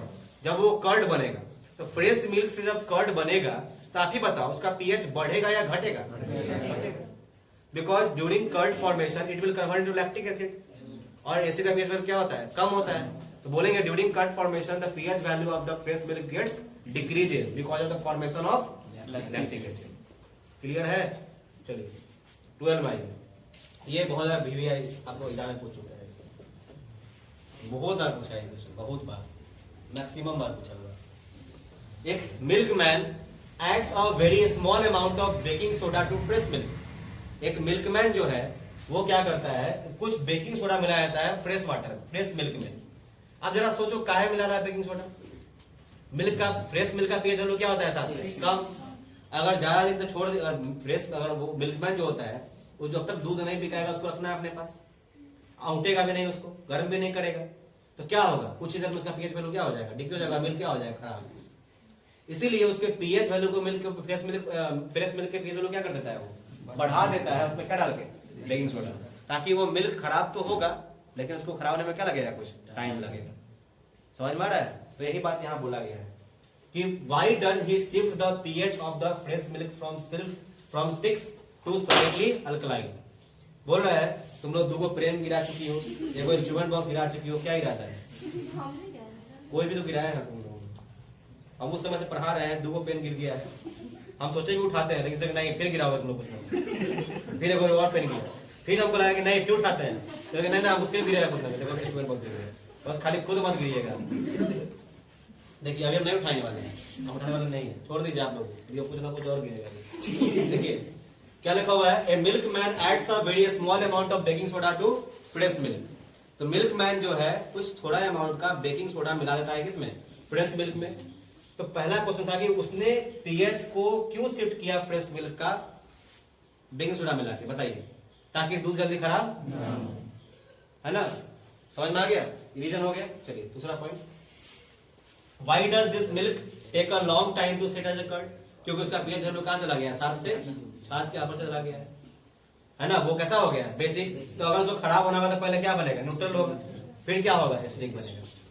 समझ में आ रहा है, इसलिए उसमें क्या लगेगा, टाइम लगता है उसको कर्ड बनने में। अगर फ्रेश मिल्क का कर्ड बनने में ज्यादा टाइम नहीं लगता है, लेकिन अगर बेकिंग सोडा मिलाया हुआ है मिल्क में तो उसको कर्ड बनने में क्या लगेगा, टाइम। क्यों, क्योंकि कर्ड तो होता है एसिडिक नेचर का। तो जरा सोचो, बेसिक मिल्क है, पहले उसको क्या आना पड़ेगा, न्यूट्रल पे आना पड़ेगा, 7 पे, तब उसके पीछे क्या होना पड़ेगा, डिक्रीज होना पड़ेगा, तब 6 पे अपना जो जनरल उसका कैटेगरी था 6 उस पे आएगा, तब वहां से नीचे आएगा तो कौन सी बनेगा, कर्ड। तो टाइम लगेगा नहीं लगेगा। तो वही लिखा हुआ है यहाँ पे, why does this milk take a long time to set as curd, because that milk contains baking soda whose pH value is more than 7. So firstly that milk will comes the pH of that milk will shift to 7 and then it will decrease from 7, so it will take some time to become curd. Clear है सबको। 12 में 13 में, plaster of Paris should be stored in a moisture proof container. Plaster of Paris को हम जो है moisture proof container में क्यों रखते हैं। मॉइस्चर प्रूफ मतलब क्या, जिसमें आपका वाटर मॉलिक्यूल्स बहुत कम हो, है ना। एयर वाटर मॉलिक्यूल्स क्या रहे, मतलब पूरा ढक्कन बंद रहे, क्यों रखते हैं बढ़िया से प्लास्टर ऑफ पेरिस से, क्यों, क्योंकि प्लास्टर ऑफ पेरिस वाटर से क्या बना देगा, जिप्सम। अभी देखे थे ना, प्लास्टर ऑफ पेरिस वाटर से मिलकर क्या बना देगा, जिप्सम। इसीलिए उसको कहाँ रखते हैं हम, मॉइस्चर प्रूफ कंटेनर। क्लियर है ओके। चलिए सोचिएगा नहीं ज्यादा, कॉस्मेटिक बारे। चलिए देखिए, what is a neutralization reaction, क्या बोलते हैं neutralization reaction, is between acid and base, is called strong acid and strong base हो जाएगा। क्या, strong acid with strong base is called neutralization reaction. और उसका एग्जांपल दीजिएगा भाई, आपको NaOH वाला है, NaOH वाला है। Give 2 important usages of washing soda and washing soda का यूज बताइए। पहला, it use as cleaning agent for washing cloth, it is use for making soaps and detergent and glasses या पेपर। हो गया खत्म। बेकिंग सोडा का तो भाई जानते ही आप लोग, it use as antacid, it use in cooking purposes for faster cooking, it use for baking cakes. खत्म। Thank you. बंद कर दो। पूछिए।